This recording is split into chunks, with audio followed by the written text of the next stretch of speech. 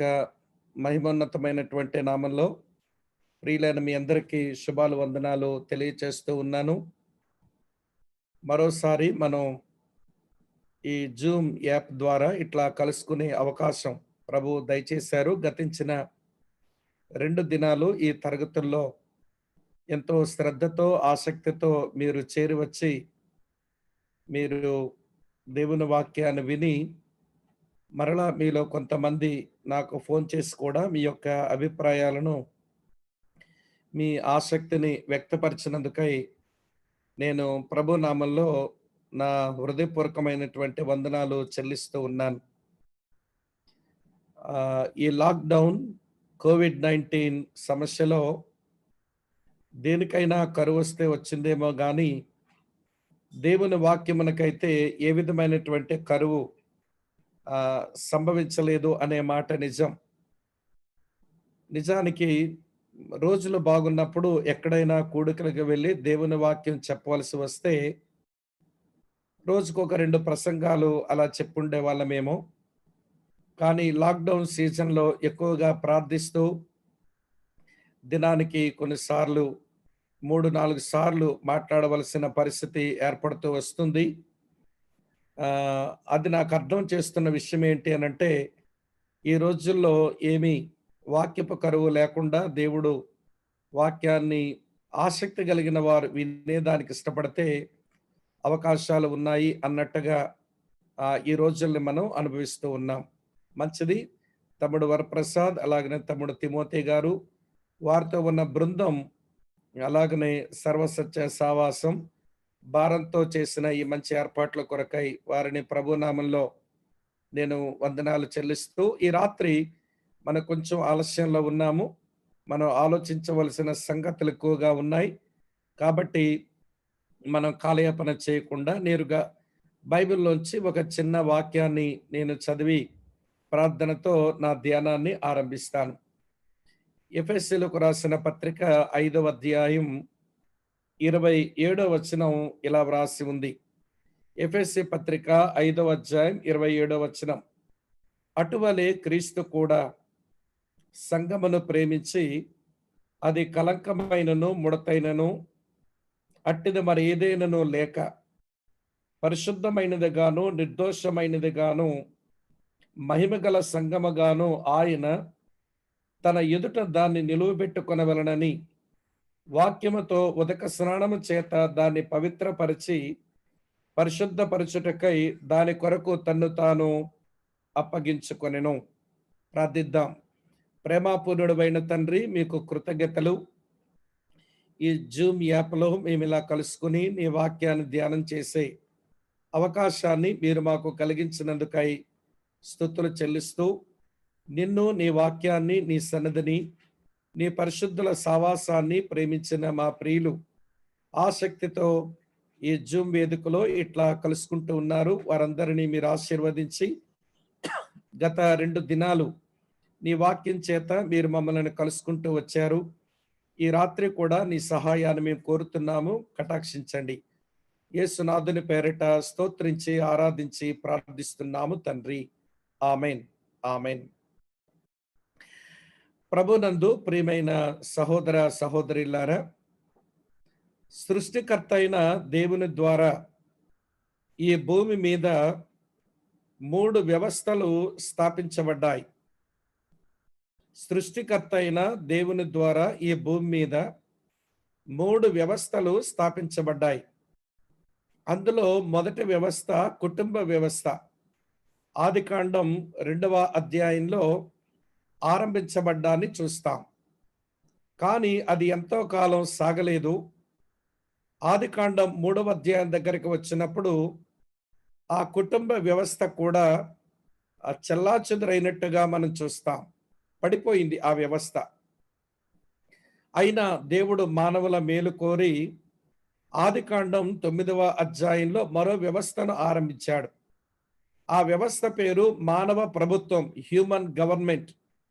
నోవాతో నిబంధన చేసి వారికి మంచి జీవితాలు రావడం కొరకు దేవుడు చక్కని మానవ ప్రభుత్వ వ్యవస్థను స్థాపించాడు. అది కూడా ఎంతో కాలం నిలవలేదు. ఆదికాండం 11వ అధ్యాయం దగ్గరకు వచ్చినప్పుడు అది కూడా కుప్పకూలిపోయింది. అయితే తరువాత మానవుల మేలు కొరకు దేవుడు స్థాపించిన మరో గొప్ప వ్యవస్థ అపోస్తుల కార్యాలు 2వ అధ్యాయంలో చూస్తాము. అదే సంఘము అనేటువంటి వ్యవస్థ. మరి ఆదికాండం 2వ అధ్యాయంలో ఆరంభించబడిన కుటుంబ వ్యవస్థ కూలిపోవడానికి ఆదాము హవ్వల దగ్గర కనబడినటువంటి అవిశ్వాసము, అవిధేయతే కారణమైతే మానవ ప్రభుత్వ వ్యవస్థ నిమ్రోదు వలన అది కూలిపోవడానికి గల కారణమైంది.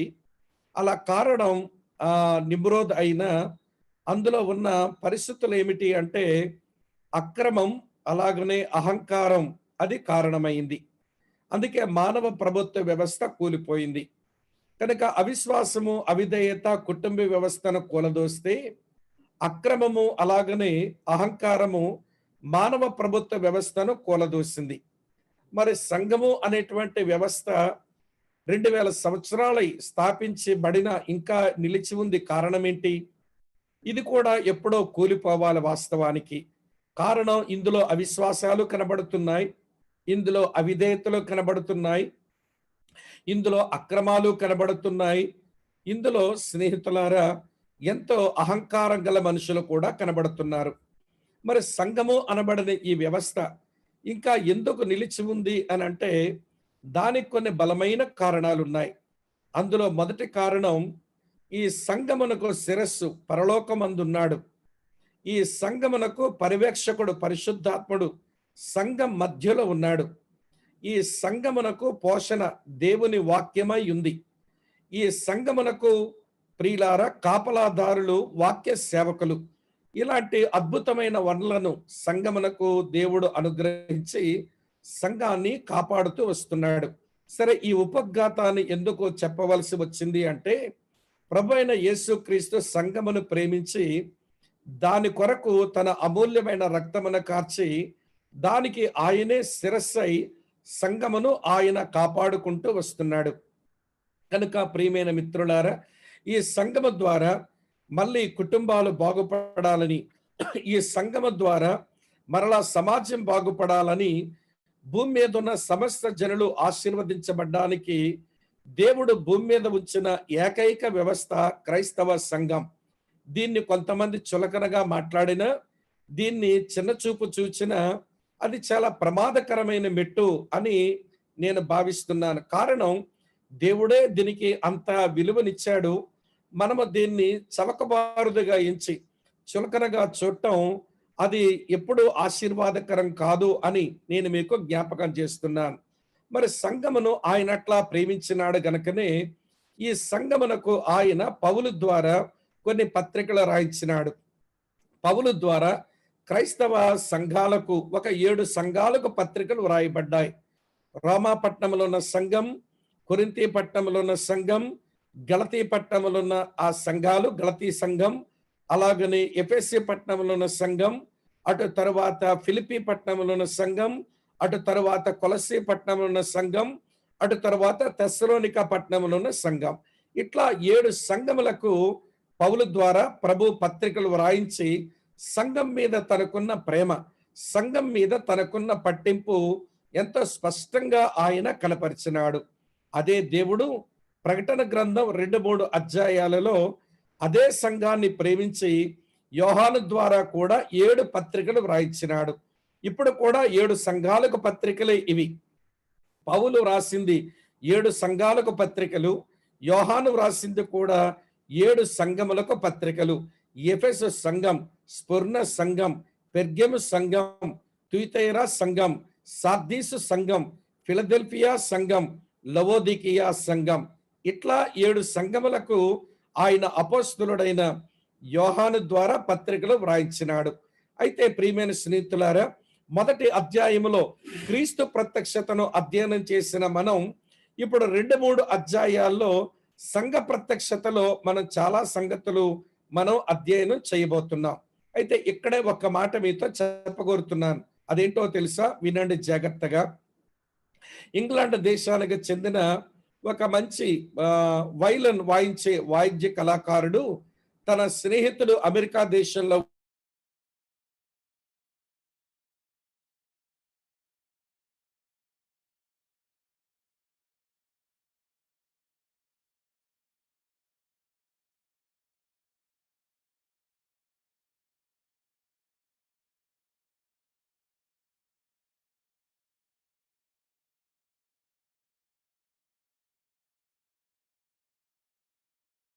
ఈ స్నేహితునికి అనిపించింది, ఇతను ఎలాంటి వైలెన్ వాయిస్తుంటాడు, నేను కూడా వైలెన్ వాయించేటువంటి వ్యక్తినే గదా! వైలెన్ వాయించే వ్యక్తినే గదా! మరి ఆయన వాడేటువంటి వైలెన్ అది ఎలా ఉంటుందో చూద్దామని అతను వైలెన్ బాక్స్ ఇట్లా తెరిచాడట. తెరవగానే కొత్త వాయిద్యం ఉంది లోపల. కానీ ఆ పెట్టెలో బోలెడన్ని ఉత్తరాలు కనబడ్డాయి. అతనికి భలే ఆశ్చర్యం అనిపించింది. ఆ ఉత్తరాలన్నీ చూస్తూ ఉంటే ఒకే వ్యక్తి నుంచి వచ్చిన ఉత్తరాలుగా కనబడుతున్నాయి. విడ్డూరం ఏంటో తెలుసా? ఆ ఉత్తరాల్లో ఏ ఉత్తరం కూడా చింపి ఓపెన్ చేసి లోపల ఉండేటువంటి ఉత్తరం చదవబడలేదు. అన్నీ ఎలా వచ్చినాయో పోస్టర్‌లో అలాగే ఉన్నాయి. ఈయన అక్కడక్కడ కచేరీలు చేయడానికి వెళ్ళినప్పుడు ఆయా అడ్రెస్సుల్లో ఆ ఉత్తరాలు వచ్చాయన్నమాట. సరే పెట్టి మూసేశాడు. స్నేహితుడు వాష్‌రూమ్‌లో నుంచి రాగానే నీ వాయిద్యం ఎలా ఉంటుందో చూద్దామని నీ బాక్స్ తెరిచాను. సారీ నన్ను క్షమించు. అందులో నేను చూస్తే చాలా లెటర్స్ కనబడుతున్నాయి. ఎవరో ఒకే వ్యక్తి దగ్గర నుంచి వచ్చినట్టు అనిపిస్తున్నాయి. కానీ నాకు ఆశ్చర్యంగా ఉంది. ఒక్క లెటర్ నువ్వు ఓపెన్ చేయలేదు. ఒక్క లెటర్ కూడా నీవు చదవలేదు. ఏమిటి సమస్య అని అడిగాట. అప్పుడు ఆ పెద్దాయన చెప్పాడు, వినండి ప్రియమైన స్నేహితులారా, ఆ లెటర్స్ అన్నీ ఎక్కడి నుంచి వచ్చాయో తెలుసా? నా భార్య నుంచే వచ్చాయి. మరి ఎందుకు ఓపెన్ చేయలేదు? ఎందుకు చదవలేదు మీరు? అడిగాడు ఈ స్నేహితుడు ఆతృతతో. అప్పుడు ఆ పెద్దాయన అంటున్నాడు, నేనెందుకు ఓపెన్ చేయలేదంటే, నేను రాసిన ఉత్తరం నా భార్య చదవదు. ఆమె రాసిన ఉత్తరాలు నేను కూడా చదవను అన్నాడట. అది చాలా హాస్యాస్పదమైన స్టోరీ లాగుంది కదా! నేను ఆరంభంలో ఎందుకు చెప్పాను అంటే, దేవుడు సంఘ క్షేమాభివృద్ధి కొరకు, సంఘ మేలు కొరకు ఆయన కొన్ని పత్రికలు రాయించాడు. అవి బైబిల్‌లో ఉన్నాయి. అయితే మనం కూడా దేవునికి ప్రార్థనలో బోల్డన్ని ఉత్తరాలు రాస్తున్నాం దేవునికి. అయితే ఒక విషయం వినండి. దేవుడు నీ ఉత్తరం తెరిచి చదివి నీకు జవాబివ్వాలి అంటే, మరి ఆయన రాసిన ఉత్తరాలను చదవాలిగా. ఈ రోజున క్రైస్తవులు దేవుడు రాసిన ఉత్తరాలు చదవరు. కానీ మనం ప్రార్థనా ఉత్తరాలు బోల్డన్ని పంపిస్తుంటాం. దేవుడు చదివి మనకు జవాబులివ్వాలి అని ఎదురు చూడడం ఇది సరైనటువంటి వైఖరైతే కాదు. కనుక పౌలు రాసిన పత్రికలైనా, అలాగనే యోహాను రాసిన పత్రికలైనా వీటిని మనం చక్కగా చదువుకోవలసిన అవసరత ఎంతైనా ఉంది అని నేను మీకు జ్ఞాపకం చేస్తున్నాను స్నేహితులారా. కనుక రండి ఈ రోజున మనం ఆ పత్రికల గురించినటువంటి అధ్యయనాన్ని మనం చేయబోతున్నాము. నేను ఎంత తక్కువగా అర్థవంతంగా చెప్పడానికి ప్రయత్నం చేయగలనో చెప్పే ప్రయత్నం చేస్తాను. మీరు నాతో కలిసి జర్నీ చేయాలని ప్రేమతో మిమ్మలను ఆహ్వానిస్తూ ఉన్నాను. సరే వినండి ప్రియమైన స్నేహితులారా, ఈ పత్రికల గూర్చి ఒక 2 పరిచయ వాక్యాలు. మొదటి మాట, ఈ లేఖన సమృద్ధి అంటే 7 సంఘాలకు వ్రాయబడిన ఈ పత్రికల్లో ఉన్న లేఖన సమృద్ధి స్థానిక సంఘ సమస్యల్ని మరియు వాటి అభ్యాసాలను గూర్చి చర్చిస్తా ఉంది. లోకల్ అసెంబ్లీస్, స్థానిక సంఘాలు, దాంట్లో వచ్చే సమస్యలు ఎట్లుంటాయి, తర్వాత వాటిలో ఉండే ప్రాక్టీసెస్ ఎట్లుంటాయి అనేటువంటి విషయాలను గురించి చర్చిస్తుంది. సంఘములో సభ్యులుగా ఉండేటువంటి మనం నిజంగా అధ్యయనం చేయవలసిన విషయాలు ఇందులో చాలా నేర్చుకోవడానికి అవకాశం ఉంటుందని మీరు గమనించాలి. మరో తలంపు ఏంటనంటే, మనం ఏదైనా కొత్త నిబంధన ఉపదేశాన్ని అధ్యయనం ఎట్లా చేస్తామో ఈ 7 ఉపదేశాలు కూడా అలానే అధ్యయనం చెయ్యాలి. గమనించండి స్నేహితులారా, ఎందుకంటే 2 తిమోతి 3:16 ప్రకారం దైవావేశం వల్ల కలిగిన ప్రతి లేఖనము అని ఉంది. అంటే లేఖనములో ప్రతి లేఖనము దైవాత్మ చేత వ్రాయబడింది గనక ఈ 7 సంఘాలకు 7 ఉపదేశాలు లేక 7 ఉత్తరాలు అవి దైవావేశం వల్ల వ్రాయబడినవి. కనుక బైబిల్‌లో మిగిలిన భాగం మనం ఎంత సీరియస్‌గా చదువుతామో ఈ భాగాన్ని కూడా దయతో అలాగే చదవాలి అని కోరుతా ఉన్నాను. అది చదువుతా ఉన్నప్పుడు నేను ఉంటున్న సంఘాన్ని గూర్చి ఆ సంఘానికి చెందిన నా కుటుంబాన్ని గూర్చి, ఆ కుటుంబానికి చెందిన నా గురించి దేవుడు ఏదైనా మాట్లాడుతూ ఉంటే, దాన్ని నేను ఖచ్చితంగా నా జీవితంలోకి తీసుకోవాలి అని మనం గమనించాలి. ఇక్కడ ఒక విషయం చెప్తాను వినండి. ఒక ఆయన అన్నాడు, దేవుని వాక్యాన్ని మనం ధ్యానం చేస్తూ ఉంటున్నప్పుడు, అది నిజంగా మన జీవితంలోనికి వచ్చి, అది అభ్యాసంలోనికి రావాలంటే ఈ సూత్రం పాటించండి అని ఒక సూత్రం ఇచ్చినాడు. ఆ సూత్రం పేరేంటో తెలుసా? వినండి. ఇంగ్లీష్‌లో స్పెక్ అన్నారు. SPECK అని ఉంది. ఏంటి స్పెక్ అంటే? ముందు ఎస్ చెప్తాను వినండి. మనం దేవుని వాక్యం చదువుతున్నప్పుడు ఆ వాక్య భాగంలో ఏదైనా మనం విడిచిపెట్టవలసిన పాపం ఏదైనా ఉందేమో చూడాలట. Sin to avoid. ఏదైనా ఒక పాపం ఇందులో ఉందేమో నేను విడిచిపెట్టడానికి దేవుడు నాతో మాట్లాడుతున్నాడు అన్నట్టుగా చదవాలట. అది మొదటి మాట. తర్వాత పి అంటే ఏంటో తెలుసా? Promise to catch. ఏదైనా అందులో వాగ్దానం ఉందా? దాన్ని నువ్వు చేపట్టడానికి వాక్యాన్ని చదువుతూ ధ్యానం చేస్తున్నప్పుడు నువ్వు చూడాలట. తర్వాత ఈ అంటే ఏంటో తెలుసా? Example to follow. నీవు అనుసరించడానికి ఏదైనా మాదిరి ఇందులో ఉందా? అది జాగ్రత్తగా చూసి అనుసరించడానికి ఒక తీర్మానం చెయ్యాలి. నాలుగో సంగతి సి అంటే కమాండ్ టు ఒబే. నువ్వు విధేయత చూపడానికి ఏదైనా ఆజ్ఞ ఇందులో ఉందా? అది పట్టుకోవడానికి చేత కావాలి. అలాగనే కే అంటే ఏంటో తెలుసా? Knowledge to know. నేను ఎరగవలసినటువంటి జ్ఞానం ఏదైనా ఇందులో ఉందా అన్నట్టుగా దేవుని వాక్యాన్ని చూడాలి. నేను మీ సహోదరునిగా జ్ఞాపకం చేస్తున్నాను. ఈ 7 ఉపదేశాలు, 7 సంఘాలకు రాయబడిన ఉత్తరాలు అలానే మనం చూడాలి. మనం విడిచిపెట్టవలసిన పాపం ఏదైనా ఇందులో ఉందా? మనం చేపట్టవలసిన వాగ్దానం ఏమైనా ఉందా? మనం అనుసరించవలసినటువంటి మాదిరి ఏమైనా ఉందా? మన విధేయత చూపవలసిన ఆజ్ఞ ఏమైనా కనబడుతున్నదా? నేను నేర్చుకోవలసిన జ్ఞానం ఏదైనా ఉందా? అనేటువంటి మనస్తత్వంతో ఈ భాగాల దగ్గరకు రావాలి అని నేను మీకు మనవి చేస్తున్నాను. రండి. ఈ 7 సంఘాల్లో మొదటి సంఘం ఎఫెసు సంఘానికి పత్రిక వ్రాయబడింది. ఎఫెసును గూర్చి ఒక 2, 3 మాటలైనా నేను మీకు జ్ఞాపకం చేస్తాను. ప్రియులారా, బైబిల్‌లో ఉన్న అన్ని సంఘాల కంటే ఎఫెసు సంఘానికి దొరికిన ఆధిక్యతలు చాలా గొప్పవి. ఎందుకంటారా? ఎఫెసు సంఘం గొప్ప ఉజ్జీవములో పుట్టినటువంటి సంఘం. మీరు అపోస్తలుల కార్యముల గ్రంథం స్నేహితులారా, మీరు అపోస్తలుల కార్యముల గ్రంథం మీరు 19వ అధ్యాయాన్ని గాని చదివితే గొప్ప ఉజ్జీవంలో పుట్టింది ఎఫెసు పట్టణంలో సంఘం. అక్కడ పౌలు దాదాపు 3.5 సంవత్సరాలు కన్నీరు కారుస్తూ వీరి మధ్య అద్భుతమైన పరిచర్య చేశాను అని అపోస్తలుల కార్యాలు 20 అధ్యాయంలోని ఆయన నోరారా ఆ సంఘ పెద్దలతో మాట్లాడడాన్ని చూస్తాం. తరువాత ఆయన విడిచి వెళ్ళవలసి వచ్చినప్పుడు అక్కడ తిమోతిని ఉంచాడు ఆ పరిచర్యను కొనసాగించడానికి. తిమోతి తరువాత స్నేహితులారా అపోస్తలుడైన యోహాను ఆ స్థలములో ఉండి గొప్ప పరిచర్యను ఆయన కూడా చేశాడు. అంటే ఒక 3 గొప్ప దైవజనుల యొక్క పరిచర్య ఈ సంఘానికి అందిందన్నమాట. దీనితో పాటు గమనిస్తున్నారు కదూ, పౌలు ద్వారా ఎఫెసు సంఘానికి ఒక పత్రిక రాయబడింది. ఇప్పుడు అపోస్తలుడైన యోహాను ద్వారా ఇప్పుడు ఒక పత్రిక రాయబడింది. దాన్ని మనం అధ్యయనం చేయబోతున్నాం. అందుకే ఈ 7 సంఘాలలో ఎఫెసు పట్టణంలో ఉన్న సంఘం ఇది ప్రివిలేజ్డ్ చర్చ్, గొప్ప ఆధిక్యత పొందిన సంఘం అని మనం చెప్పాల్సి ఉంటుంది. ఉద్యమంలో పుట్టింది. ఆత్మ సంబంధమైన లోతులు గొప్ప దైవజనుల దగ్గర నేర్చుకున్న సంఘం ఇది. అందుకనే దాని మీదకి వచ్చే దండన కూడా చాలా తీవ్రంగానే ఉంది. మరి కనుక ఈ విషయాన్ని మన మనసులో పెట్టుకొని ఈ సంఘాన్ని గురించి మనం ఆలోచన చేద్దాం.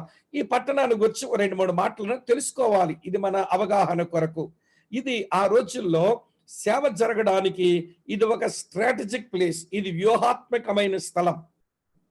ఎప్పుడైనా సేవ బాగా జరగాలనంటే ఇనండి, ఆ ప్రాంతాల నుంచి సేవ సువార్త వెళ్ళిపోవడానికి బలంగా సేవ చేసే వాళ్ళు ఒక స్ట్రాటజిక్ ప్లేస్ని ఎంచుకోవాలి.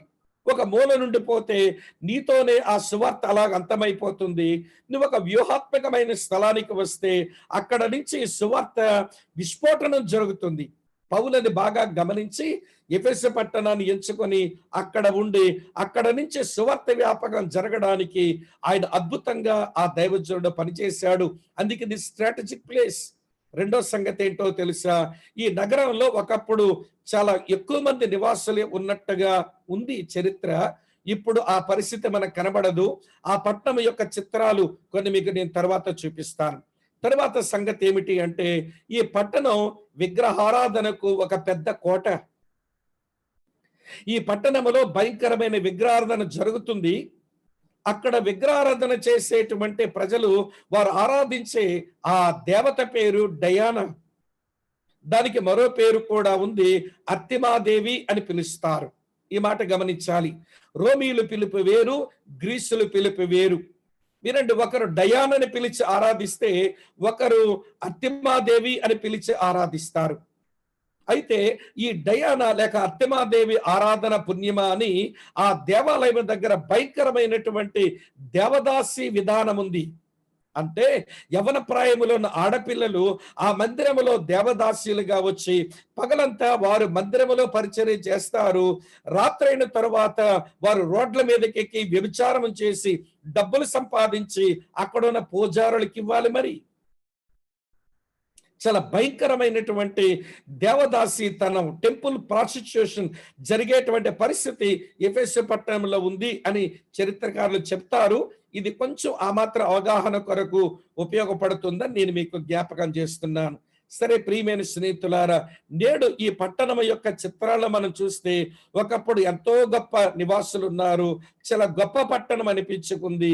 కానీ నేడు ఈ పట్టణం యొక్క దుస్థితి శిథిలాలుగా మిగిలిపోవడం నేడు మనం చూస్తున్నాం. గొప్ప గొప్ప ఏమండి కట్టడాలే కట్టబడ్డాయి. గొప్ప గొప్ప వినండి స్టేడియంలే వాళ్ళు మందిరాలే నిర్మించుకున్నారు.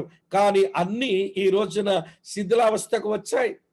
ఆ రోజుల్లోనే ఇంత గొప్ప స్టేడియంను వారు కలిగి ఉండడం గొప్ప ఆశ్చర్యం. స్నేహితులారా, అంత పట్టణం ఒకవైపు సంపద, మరోవైపు మతము, మరోవైపు వ్యాపారము, మరోవైపు సంస్కృతి అన్ని బాగా ఉండేటువంటి పట్టణంలో దేవుడు అద్భుతమైన పరిచర్యను ప్రారంభించాడు. పౌలుతో తిమోతితో కొనసాగింపజేశాడు. యోహాను ద్వారా జరిగించినాడు. ఇప్పుడు యోహాను ద్వారా పత్రిక రాయించాడు. ప్రియమైన స్నేహితులారా, ఈ పత్రికను మనం ఆలోచిస్తూ ఉన్నప్పుడు నేను ప్రతి పత్రికను కూడా ఒక 7 భాగాలుగా విభజించి మీ ముందు పెడతాను. వెరీ సింపుల్, ఏమి ఇబ్బంది పడకుండా విషయాలు తెలుసుకోవచ్చు. ఈరోజు ఎట్లయినా ఒక 3 పత్రికలైనా 3 సంఘాల గురించి మనం ఆలోచిస్తాం.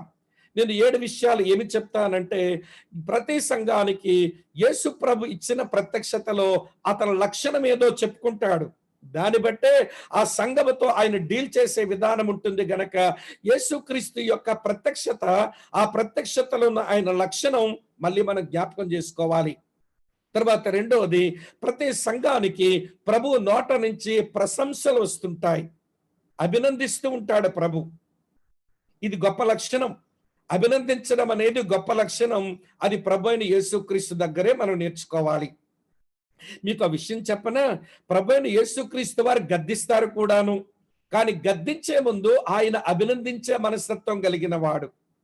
నేను అప్పుడప్పుడు కుటుంబాల గురించి మాట్లాడుతున్నప్పుడు అంటాను, భర్త లేక భార్య లేక సంఘస్థులు లేక సేవకుడు మనం ఒకరినొకరు అభినందించుకునే అలవాటు లేకపోతే ఒకరినొకరు గద్దించుకునే హక్కులు కూడా మనకు ఉండవు. చూడండి ప్రభు ఎంత బాగా అభినందిస్తాడో, ఎంత బాగా గద్దిస్తాడో. మత్తయి సువార్త 16వ అధ్యాయంలో సీమోను పేతురును చూసి అన్నాడు, సీమోను బర్యోనా, నీవు ధన్యుడవు, నా తండ్రి నీకు ఈ సంగతి బయలుపరిచినాడని భలే అభినందించాడు. అక్కడికి ఎంతోసేపు అవ్వలేదండి. ఒక 2 వచనాలు దాటిన తర్వాత చదవండి. ఇప్పుడు అదే ప్రభు ఇదే సీమోను పేతురుకు అంటాడు, సాతానా నా వెనక్కి పో అన్నాడు. సాతానా నా వెనక్కి పో అని గద్దించే ముందు సీమోను బర్యోనా నీవు ధన్యుడమని అభినందించడం ఆయనకి బాగా వచ్చింది. కనుక మనం కూడా అది నేర్చుకోవాలి. అది మంచి లక్షణం. ఎవరినైనా గద్దించాలి అనుకుంటే, గద్దించే చొరవ తీసుకోవాలనుకుంటే ముందు అభినందించడం నీకు చేత కావాలి. కనుక మనం ఈ సంఘాల గురించి అధ్యయనం చేసినప్పుడు క్రీస్తు యొక్క లక్షణంతో పాటు క్రీస్తు యొక్క ప్రశంసలు, అభినందనలు చూస్తాము.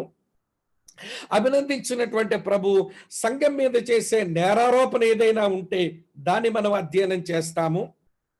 నేరారోపణ తర్వాత ఆ సంఘం మంచిగా ఉండడానికి ప్రభు ఇచ్చిన సలహా ఏదైతే ఉందో దాన్ని మనం చూస్తాము.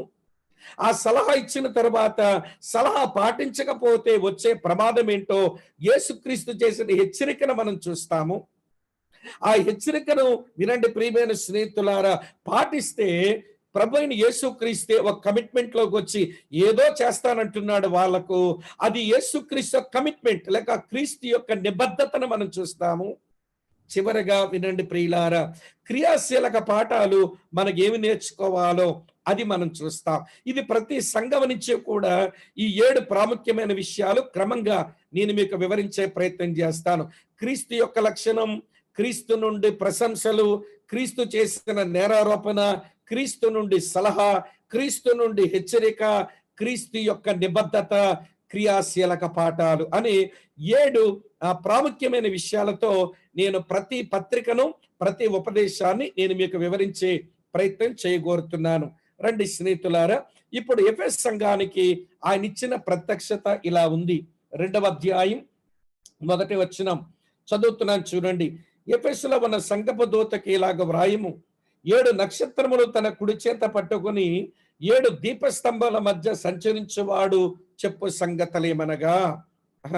వినండి, యేసుక్రీస్తు ఒక లక్షణం ఏంటనంటే 7 దీపస్తంభాల మధ్య సంచరించి 7 నక్షత్రములు ఆయన కుడి చేత ఉంచుకున్నవాడు. ఇది మనకి ఏమి నేర్పించాలి అంటే, ఆయన లేక అతను ఎఫెసులో ఉన్న సంఘమును తన సార్వభౌమత్వంతో నియంత్రిస్తున్నాడు, తన కంట్రోల్లో ఉంచుకున్నాడు.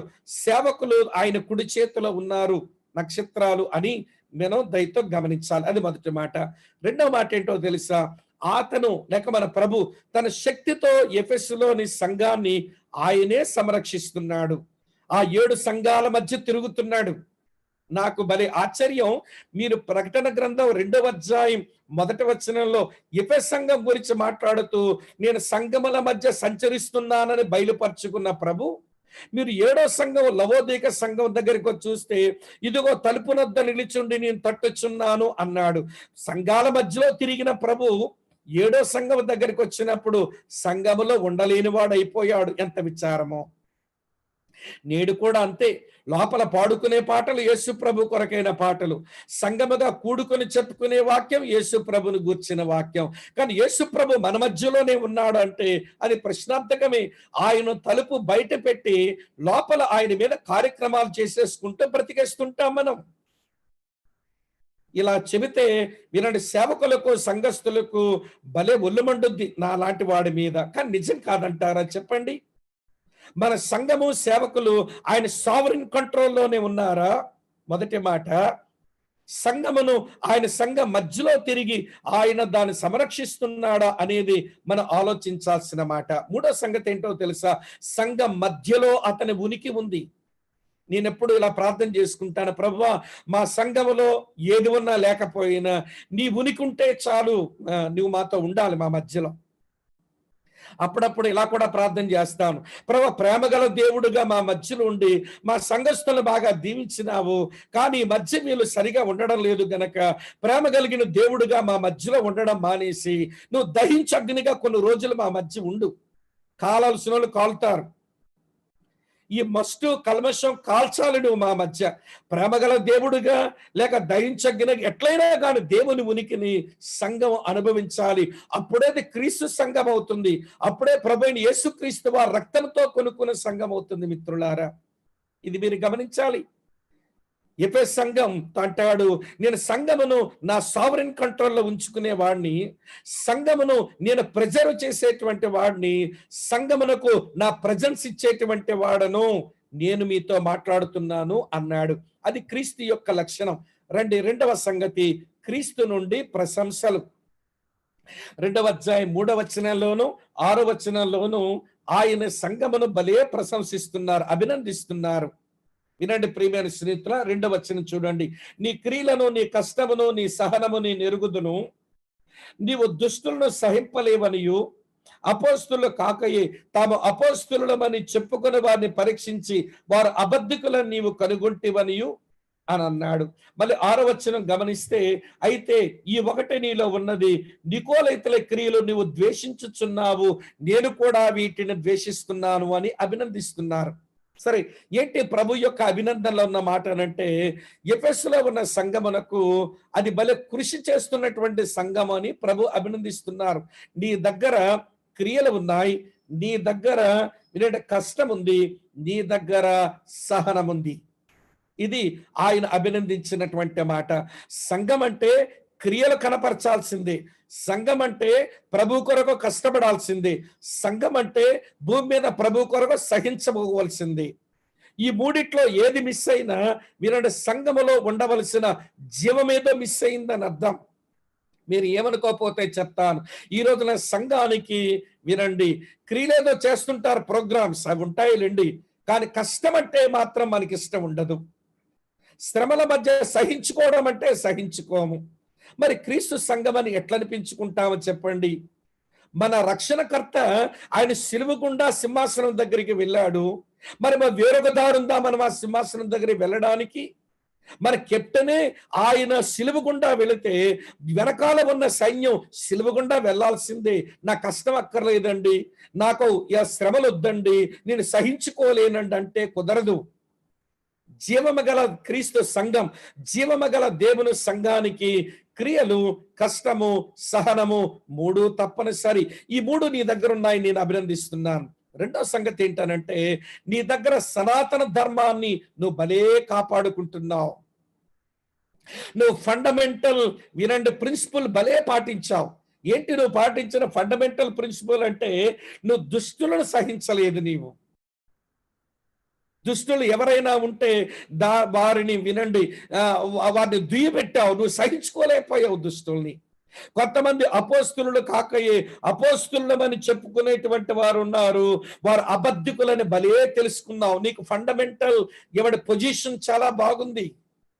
ఇది నేటి సంఘాలకు నిజంగా గొప్ప గుణపాఠమే ప్రియులారా. మనం ఎట్లయిపోయామో చెప్పమంటారా? దుష్టులనేమో సహిస్తాము, నీతిమంతులనేమో ద్వేషిస్తుంటాము. ఏంటో ఈ దౌర్భాగ్యం మనకు. రెండో సంగతి ఏంటో చెప్పమంటారా? వినండి, అపోస్తులు కాని వారిని అపోస్తులని మనం అనుకుంటున్నాం. నిజమైన జీవము గల దేవుని సంఘం వారు ఎవరో మనం ఎరగాలి కదా, లేకపోతే వాళ్ళ సంఘానికి చాలా ప్రమాదమని మనం తెలుసుకోవాలిగా.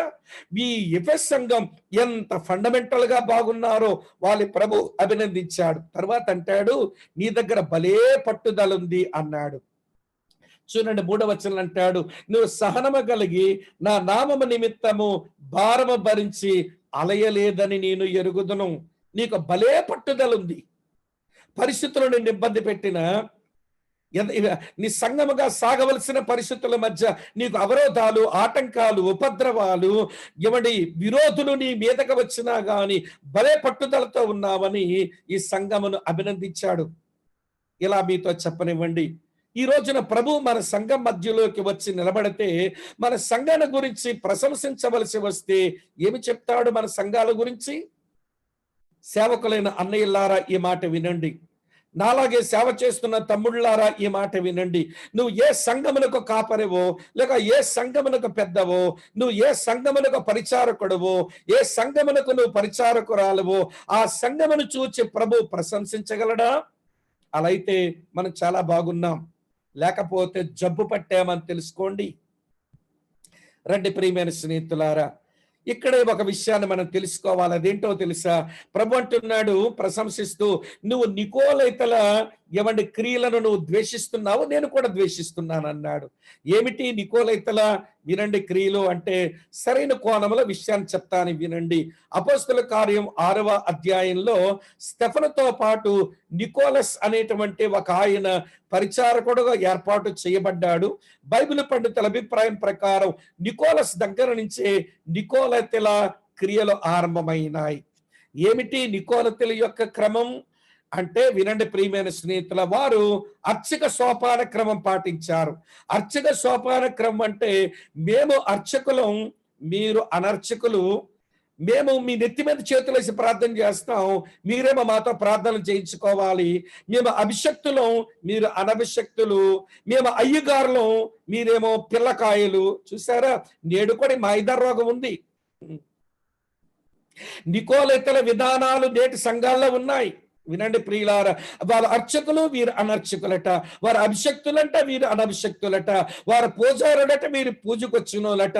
వాళ్ళ హైరార్కీ అంటే వీళ్ళు సబార్డినేట్స్ అట. ఇది ఏమిటి అంటే నికోలెతల టీచింగ్. వినండి ప్రియమైన మిత్రులారా, ఎఫెసు సంఘము దాన్ని బాగా ద్వేషించింది, ప్రభు అందుకు అభినందించాడు. మరో సంఘం ఉంది, దానికి దారిచ్చింది. ఆ సంఘం దగ్గరికి వచ్చినప్పుడు మీతో చెప్తాను.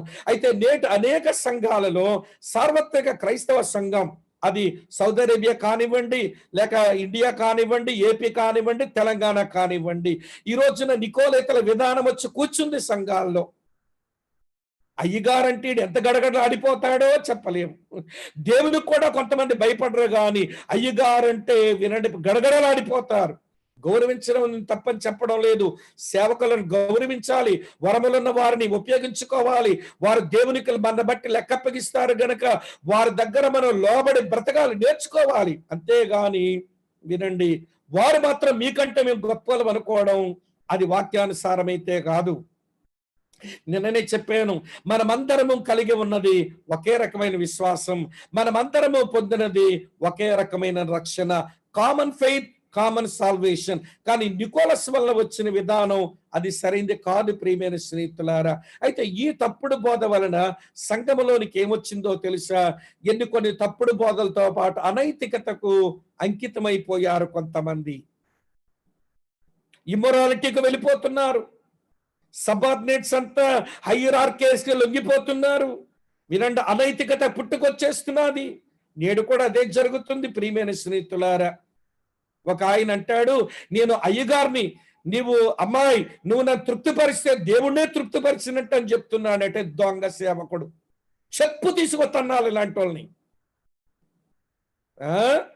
వీడికి శరీర సుఖం తీరిస్తేనట దేవుని సంతోషపెట్టినట్టు అవుతుందని ఒక అమ్మాయిని మభ్యపెడుతున్నాడండి ఈ సేవకుడు. అయ్యగారంట, మళ్ళీ అయ్యగారిని తృప్తిపరచడానికి నేను లొంగిపోయానంటుంది భర్తతో తగువు కూర్చొని. ప్రియులారా, క్రీస్తు నామానికి అవమానం కదా, నేను గట్టిగా చెప్తున్నానేమో కానీ చెప్పక తప్పదు ఈ రోజుల్లో. వినండి వినండి ప్రియమైన స్నేహితులారా, ఇప్పుడు ఎఫెసు సంఘం అట నికోలైతల బోధను అది భయంకరంగా ద్వేషిస్తుంది, ప్రభు కూడా ద్వేషిస్తున్నాడు. ఈ ప్రకటన 2:6లో ద్వేషించిన సంఘం ఎఫెసును చూస్తాము.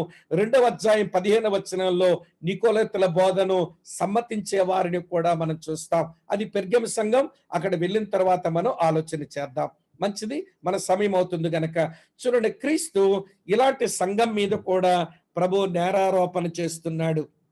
ఏమని నేరారోపణ చేస్తున్నాడో చూడండి ప్రియులారా, 4వ వచనంలో ఉంది. అయినను మొదట నీకుండిన ప్రేమను నీ వదిలితివని నేను నీ మీద తప్పు ఒకటి మోపవలసి ఉన్నది. మొదట ప్రేమను విడిచిపెట్టిందని ఆయన ఫిర్యాదు చేస్తున్నాడు, కంప్లైంట్ చేస్తున్నాడు. నేను చాలా మంది సేవకుల విశ్వాసులు అప్పుడప్పుడు చెప్పే వాటిని వింటున్నప్పుడు ఏడవాలని వాళ్ళు అర్థం కాదు. వాళ్ళు అంటుంటారు, బ్రదర్ మేము రక్షించబడిన తొలి రోజుల్లోనండి ఎంత ప్రార్థనో, ఎంత ఉపవాసమో, మేము ఎంత బాగా సువార్తకి వెళ్ళే వాళ్ళము, ఎంత బాగా సాక్ష్యం చెప్పే వాళ్ళము, సంఘంలో పరిచర్య చేసే వాళ్ళము ఆ రోజుల్లోనండి అంటారు. మరి ఈ రోజుల్లో ఏంటి బాబు నీ సంగతి? ఆ రోజుల కథలు చెప్పుకొని బతుకుతారని. క్రైస్తవ్యానికి కొలత వినండి భూతకాలం కాదు, క్రైస్తవ్యానికి కొలత వర్తమాన కాలమే. తాతల్నాడు నేతులు తిన్నామని మూతులు వాసన చూస్తే వచ్చేది నేతికంప కాదురా సహోదరుడా, పాసికంప వస్తుందిరా పాసి ముఖమోడా. తాతల్నాడు నేతులు మాటలు చెప్తాం మనం, మేము ఆ రోజుల్లోనండి అంటుంటాడు. అంటే మరి ఈ రోజులు లేవనే కదా అర్థం. అంటే ప్రభు మీద నీ యొక్క ఫస్ట్ లవ్ ఆ హనీమూన్ లో మిస్ అయిందనే కదా అర్థం. ఇర్మియా గ్రంథంలో దేవుడు 2వ అధ్యాయంలో యూదుల విషయంలో కూడా అలాగే బాధపడ్డాడు. నీ తొలి వైవాహిక ప్రేమ ఏమైపోయింది నా మీద అంటాడు. ఇక్కడ ప్రభు ఎఫెసు సంఘంతో మాట్లాడుతుంటున్నాడు, నేను నీ మీద తప్పు ఒకటి మోపవలసి ఉంది, నీ మొదటి ప్రేమను విడిచిపెట్టావని నేను నిన్ను కంప్లైంట్ చేస్తున్నాను. ప్రియమైన స్నేహితులారా, ఇది ఎలా ఉంటుందో ఒక ఉదాహరణ చెప్తాను. ఒక ఇద్దరు మంచి విశ్వాసులే ప్రేమించి మరి పెళ్లి చేసుకున్నారట. తర్వాత విశ్వాసులైనారు, చర్చికి పోయినారు వాక్యం వినేదానికి. ఆ రోజున దేవుని సేవకుడు కుటుంబ జీవితాన్ని గురించి గంభీరమైన ప్రసంగం చేసినాడు. ఆ ప్రసంగం అంతా విన్న తర్వాత ఆయన కళ్ళల్లో నీళ్లున్నాయి, పశ్చాత్తాపడి ప్రార్థన చేసుకున్నాడు. భార్య కూడా కళ్ళల్లో నీళ్లు పెట్టుకుంది, పశ్చాత్తాపంతో ప్రార్థన చేసుకుంది. ఇద్దరు సర్వీస్ అయిన తర్వాత ఇద్దరు బయటకు వచ్చే కారు ఎక్కారు. కారు ఎక్కిన తర్వాత వినండి, వారి దగ్గర కారు డ్రైవ్ చేసే విధానంలో ఎడం చేతి వైపు స్టీరింగ్ ఉంటుంది. అతనేమో ఎడం చేతి వైపు స్టీరింగ్ దగ్గర కూర్చున్నాడు, ఈమెమో రైట్ సైడ్ కూర్చుంది. సౌదీలో కార్లు అట్లనే ఉంటాయి మీవి. సరే వినండి, అతను కార్ స్టార్ట్ చేసి డ్రైవ్ చేస్తూ అతను చెయ్యితో ఎడం చేత్తో ఇట్లా ఉండి కుడి చేతిని ఇట్లా పెట్టుకొని కారు పోనిస్తున్నట్ట. ఇద్దరి మధ్య చాలాసేపు మౌనమే ఏలుబడి చేసింది. చివరికి భార్య కొంచెం నోరు తెరిచి, ఏమండి, మనం ప్రేమించి మనం పెళ్లి చేసుకున్నాము, తర్వాత ప్రభువు నెరిగి మరెక్కువగా ఒకరి ఎడల ఒకరు ప్రేమతో మనం ఉన్నాము. కానీ మనం ఎప్పుడైనా చర్చికి వచ్చిన తర్వాత ఇంటికి వెళ్ళినప్పుడు మీరు ఎడం చేత్తో స్టీరింగ్ తిప్పుతూ ఈ కుడి చేత్తో మీరు ఈ గేర్ ఒకసారి మార్చిన తర్వాత నన్ను దగ్గరకు తీసుకొని మీ చెయ్యి నా భుజం మీద ఉండేది, నేను మీకు దగ్గరే కూర్చునే దాన్ని. ఈ రోజు ఏంటో మీరు ఆ తలుపు కంటుకున్నారు, నేను ఈ తలుపు కంటుకొని కూర్చున్నానని ఏడుస్తూ అందట. అప్పుడు భర్త అన్నాడట, అమ్మాయి, నేను ఆ రోజు ఎలాగ ఎడం చేత్తో కారు నడిపినాను పట్ల నడుపుతున్నా, నేను ఎలాగ ఈ గేర్ బాక్స్ దగ్గర చెయ్యి సీటు మీద ఎట్లా ఉంచాలో అప్పుడు ఎలాగ ఉంచాను, ఇప్పుడు అలాగ ఉంచాను. అవసరమైన గేర్ వేశాను, చెయ్యి అలాగే ఉంచాను. కానీ నీవే ఈ చేతి కిందకు వచ్చేదానివి రావడం మానేసి ఆ తలుపు వరకు అంటుకొని కూర్చుంటున్నావు, నేను కూడా బాధపడుతున్నానని ఏడుస్తున్నాడట. నేను మాట మీకు ఎందుకు చెప్పానో తెలుసా? వినండి, ప్రభుతో మన జీవితాలు ముడిపడిన ఆ తొలి రోజుల్లో ప్రభుతో అంత సన్నిహితమైన బంధం కలిగిన మనం ఈ రోజు ఎక్కడో దూరంగా వెళ్ళిపోయి నువ్వే నన్ను దూరం చేసావు అన్నట్టుగా దేవుని వైపు చూస్తున్నాం. ఆమె దూరంగా తలుపు వరకు వెళ్ళిపోయి మీరేంటి, మీరు నన్ను ఆ చేతి కింద పెట్టుకోవడం లేదు, మీ చేతి కింద మళ్ళీ నేరారోపణ చేస్తుంది. దేవుని మీద ఎప్పుడు మనం నేరారోపణ చేయలేము. అన్నలారా, అక్కలారా, చెల్లి, తమ్ముడు, వినండి, ఆ మొదటి ప్రేమను వదిలేసినావని నీ మీద నేను నెపం మోపవలసి వచ్చింది అన్నాడు. సరే వినండి చాలా జాగ్రత్తగా. ఇప్పుడు సలహా ఇస్తున్నాడు ప్రభు. ఏమిటా సలహా? చదువుతున్నాను చూడండి 5వ వచనంలో. నువ్వు ఏ స్థితిలో నుంచే పడితేవో అది జ్ఞాపకం చేసుకుని మారు మనసు పొంది మొదటి క్రియలు చేయము, అట్లు చేసి నువ్వు మారు మనసు పొందితేనే సరి అన్నాడు. మొదటి మాట ఏంటో తెలుసా? వారి యొక్క మొదటి స్థితిని జ్ఞాపకం చేసుకోమని చెబుతున్నారు. Remember the past. గతాన్ని జ్ఞాపకం చేసుకో, కానీ గతం దగ్గర ఉండిపోవద్దు. రెండో మాట ఏమన్నాడో తెలుసా? పశ్చాత్తాపడి నువ్వు మారు మనసు పొందు. చాలా సార్లు చాలా మంది దేవుని పిల్లల అనుభవం ఏంటనంటే, ప్రభువుని అంగీకరించిన తొలి రోజుల్లో వీరు పశ్చాత్తాపడి మారు మనసు పొందినారు, కానీ క్రైస్తవులు అయిపోయిన తర్వాత మారు మనసు పొందాల్సిన అవసరం లేదు అన్నట్టుగా, అన్ని విషయాల్లో మేము చాలా బాగున్నాం అన్నట్టుగా, మారు మనసు యొక్క అవసరమే లేనట్టుగా బతికేస్తుంటారు. లేదు అన్నదమ్ములారా, వినండి, సంఘమే పశ్చాత్తాపడవలసి ఉంది. ప్రభు గురించి ఎరుగుతున్న కొలది, ప్రభు చిత్తం తెలుసుకుంటున్న కొలది, ప్రభు కార్యాలు చూస్తున్న కొలది, దానికి సరిగా లేమని తెలుస్తున్న కొలది మనం మారు మనసు పొంది పగిలినటువంటి హృదయంతో, నలిగిపోయినటువంటి మనసుతో మనం దేవుల్లో ఎదగవలసి ఉంది. కనుక ప్రభు అన్నారు, రిమెంబర్ యువర్ పాస్ట్ అని చెప్పిన దేవుడు రిపెంట్ అని పిలుస్తున్నాడు వాళ్ళని. అది రెండో మాట. మూడో సలహా ఏంటో తెలుసా? మీ పూర్వ పనులకు తిరిగి రావాలని ఆయన సలహా ఇస్తున్నాడు. Repeat the past. ఇదివరకు ఏ గతంలోనైతే నువ్వు బాగున్నావో ఆ మొదటి క్రియలు మరలా చెయ్యన్నాడు.